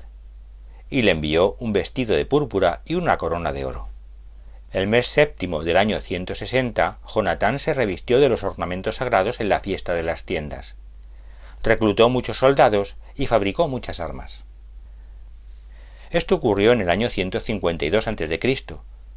Como Alejandro Epífanes venció a Demetrio I, Jonatán se consolidó en su cargo que a la muerte de éste pasó a su hermano Simón, y en el que fue confirmado por el rey Demetrio II.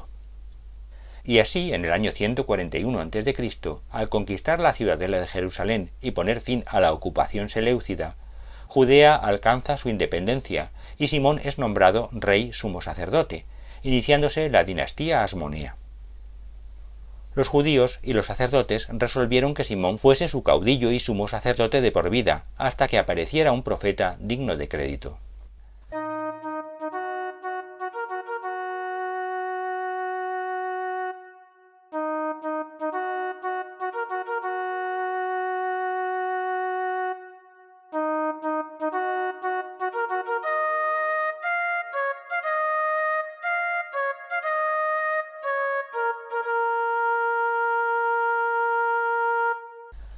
La historia de la Iglesia también presenta sus notorias equivalencias con la que acabamos de comentar. En el siglo XVII comienza a manifestarse en los reyes de las naciones lo que se ha llamado el absolutismo, que es el afán de controlarlo todo y acaparar todo el poder bajo una sola mano, con lo que los reyes tratan de inmiscuirse más y más en las actividades de la Iglesia, lo que se conoce como regalismo. Y así el Papa Inocencio XI ha de luchar contra el absolutismo francés. También comienza a desarrollarse el pensamiento ilustrado que dará origen a la Ilustración. Paralelamente, en este siglo se procede a la consagración de la Basílica de San Pedro en Roma, en el año 1626. Ejerce su labor evangelizadora San Vicente de Paúl y Santa Margarita María de Alacoque, que vivió entre 1647 y 1692, difunde la devoción al Sagrado Corazón de Jesús, que tanta trascendencia tendrá a la hora de acercar al pueblo los misterios de la fe, al modo que lo fue la traducción al griego de la Biblia. En el siglo XVIII se llega a la política del despotismo ilustrado, y hacen su aparición la enciclopedia y las ideas revolucionarias. Surgen las sectas y corrientes filosóficas como la masonería, el filosofismo, el deísmo, situación que tendrá su culminación en 1789 con la Revolución Francesa. Previamente, en 1773, se había disuelto la Compañía de Jesús, con la consiguiente disminución del poder papal. En la Revolución Francesa se produjeron persecuciones y martirios de católicos, simplemente por el hecho de serlo, y se colocó a una prostituta sobre el altar de Notre Dame de París, representando a la diosa Razón, como emblema de a lo que verdaderamente había que dar culto, según los nuevos criterios. En el Templo de Jerusalén fue el Zeus olímpico. Y en 1790 Aviñón se separó de los estados pontificios para unirse a Francia.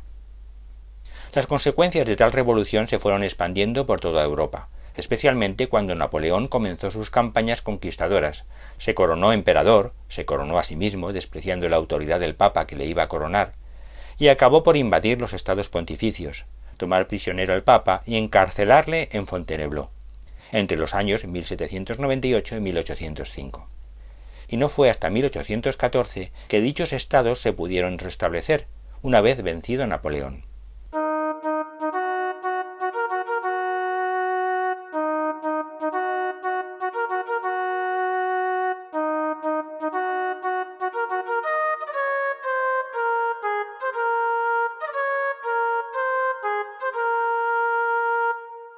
En la vida del creyente, esta etapa se plantea como una progresiva pérdida de autonomía a consecuencia de una presión creciente y alienante del medio.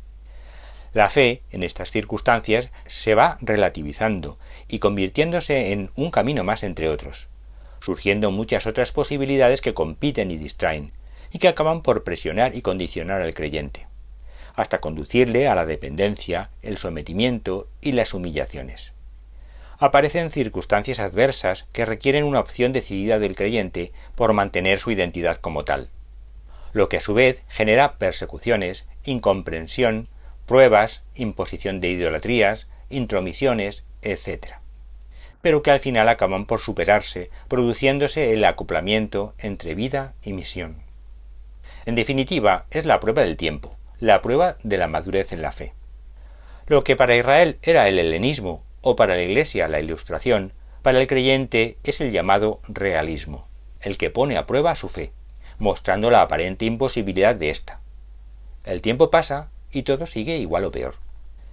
Es el momento de poner a prueba los límites de la fe llevando a la práctica el mandamiento del amor, pero alcanzando en ello sus extremos, al tener que amar a los enemigos, e incluso llegar a dar la vida. Pero al final, si se sabe esperar con paciencia, se puede saborear la felicidad. Dichosos los perseguidos por hacer la voluntad de Dios, porque de ellos es el reino de los cielos. Dichosos seréis cuando os injurien y os persigan, y digan contra vosotros toda clase de calumnias por causa mía.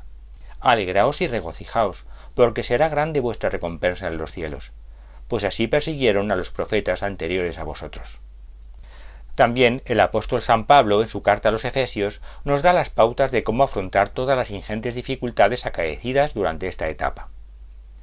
Así pues, yo, prisionero por amor al Señor, os ruego que os comportéis como corresponde a la vocación con que habéis sido llamados. Sed humildes, amables y pacientes.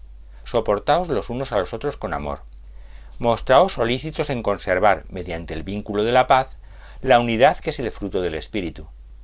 Uno solo es el cuerpo y uno solo el Espíritu, como también es una la esperanza que encierra la vocación a la que habéis sido llamados.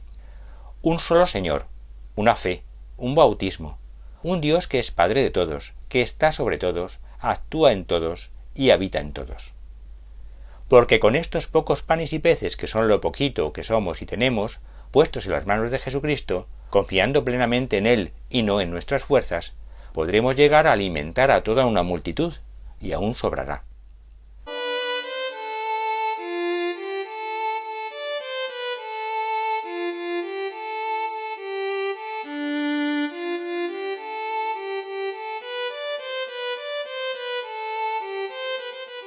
Undécima etapa.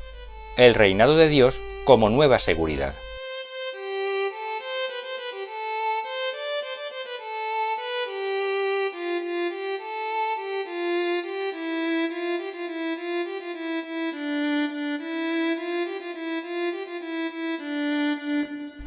El propósito de esta nueva etapa es valorar el reinado de Dios en cada uno como una posibilidad real y las compatibilidades e incompatibilidades que eso nos plantea, para lo que podemos intentar dar respuesta a las siguientes preguntas.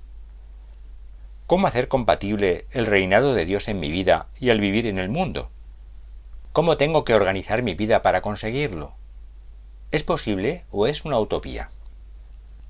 Entonces Judas y sus hermanos dijeron: Nuestros enemigos han sido vencidos, vayamos a purificar y consagrar el templo. Reunieron todo el ejército y fueron al monte Sión. Cuando vieron el templo desolado, el altar profanado, quemadas las puertas, la hierba crecida en los atrios como en el bosque o en los montes, y destruidas las salas, se rasgaron las vestiduras, se golpearon el pecho, se cubrieron de ceniza la cabeza, se postraron rostro en tierra, tocaron las trompetas y clamaron a Dios. Judas ordenó a sus hombres atacar a los de la ciudadela mientras purificaban el templo. Eligió sacerdotes sin mancha, ardientes defensores de la ley, que purificaron el templo y llevaron a un lugar inmundo las piedras contaminadas. Deliberaron sobre el altar de los holocaustos, que había sido profanado, y decidieron demolerlo para que no fuese motivo de oprobio, una vez que los paganos lo habían profanado. Lo demolieron y pusieron las piedras en el monte del templo, el lugar conveniente hasta que viniese un profeta y decidiese. Tomaron piedras sin labrar, como manda la ley, y levantaron un nuevo altar igual que el primero. Repararon el templo y su interior, santificaron los atrios, hicieron nuevos vasos sagrados e instalaron dentro del templo el candelabro, el altar del incienso y la mesa. Quemaron incienso en el altar y encendieron las lámparas del candelabro para que alumbraran el templo. Pusieron los panes en la mesa y colgaron las cortinas, y así acabaron los trabajos. Esta reparación del templo, llevada a cabo por Judas Macabeo en el año 163 a.C., marca el inicio del final de la etapa anterior a la vez que el comienzo de esta. Porque, como ya dijimos, al morir Judas, su hermano Jonatán, que le sucedió, fue nombrado sumo sacerdote por decreto del rey de Siria, cargo que legó a su hermano Simón, y éste a su vez a sus hijos, dando origen a la dinastía Asmonea, dinastía de reyes sumos sacerdotes, que convierte a la nación judía en una teocracia efectiva, al unir los dos poderes en uno solo. La familia macabea había establecido una alianza con Roma y con Esparta, que garantizase su independencia, que logró en el año 142 a.C., aunque fuese una independencia vigilada, mientras Roma se extendía e inmiscuía cada vez más hacia el oriente. Independencia que finalizó en el año 63 a.C. con la conquista de Jerusalén por Pompeyo. En el año 108 a.C., el rey Juan Hircano I, hijo de Simón, extendió el territorio bajo su control a Samaria, destruyendo el templo de Garizim, e Idumea, Moab, y en el 104-103 a.C., el rey Judá Aristóbulo anexionó el norte de Galilea, Iturea, con lo que se abarcó el primitivo reino davídico. Durante esta época, y el final de la anterior, se escribieron los últimos libros del Antiguo Testamento, y se inició la literatura apócrifa del mismo. Se desarrolló la corriente conocida como apocalíptica, que esperaba la venida de un Mesías Salvador, y surgieron los movimientos fariseo, esenio y saduceo. El movimiento esenio no aceptaba la validez del sumo sacerdocio otorgado a Jonatán, por provenir de paganos, ni sus consecuencias sobre el templo y el judaísmo oficial. El saduceo sólo admitía los 5 primeros libros de la Biblia, conocidos como el Pentateuco o Ley, y estaba muy vinculado al templo. Y los fariseos se consideraban separados de los otros por seguir fielmente la ley y aceptar la tradición oral.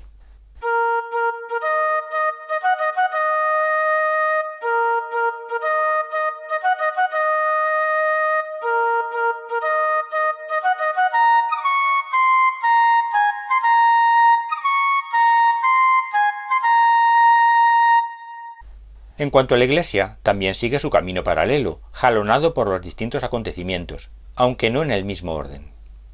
Una vez restablecidos los estados pontificios, en 1814, y vuelto el Papa a Roma, gracias a la restitución llevada a cabo por la coalición de naciones que derrotó a Napoleón, el primer acontecimiento a destacar es la ampliación del territorio dogmático con la proclamación del dogma de la Inmaculada Concepción en 1854. Lo que refrendarían las apariciones de Lourdes 4 años después. Seguido de la reparación del maltrecho Templo de las Verdades de la Fe, en el Concilio Vaticano I, en el año 1869, el primer concilio que se celebraba después del de Trento. En este concilio los obispos cerraron filas en sus posiciones y realizaron varias definiciones dogmáticas para defenderse de los ataques de la Ilustración y las filosofías imperantes. Entre ellas destacaban la del conocimiento racional de Dios a través de sus criaturas, o la más renombrada de la infalibilidad papal, en la que se reconoce al Papa la realeza en el conocimiento de la verdad, rey sumo sacerdote. Pero este concilio no se pudo terminar, porque en 1870 Garibaldi, el Pompeyo del siglo XIX, al frente de las tropas italianas, invadía los estados pontificios para conseguir la unidad italiana y constituir a Roma como la capital del nuevo estado, dejando al Papa sin su poder territorial y recluido en el Vaticano. Si el período anterior resultó más extenso para la Iglesia que para el pueblo judío, en este ocurre al revés, y en sólo 56 años se completa. Sin embargo, el nacimiento de los movimientos en la Iglesia se retrasará hasta la etapa siguiente.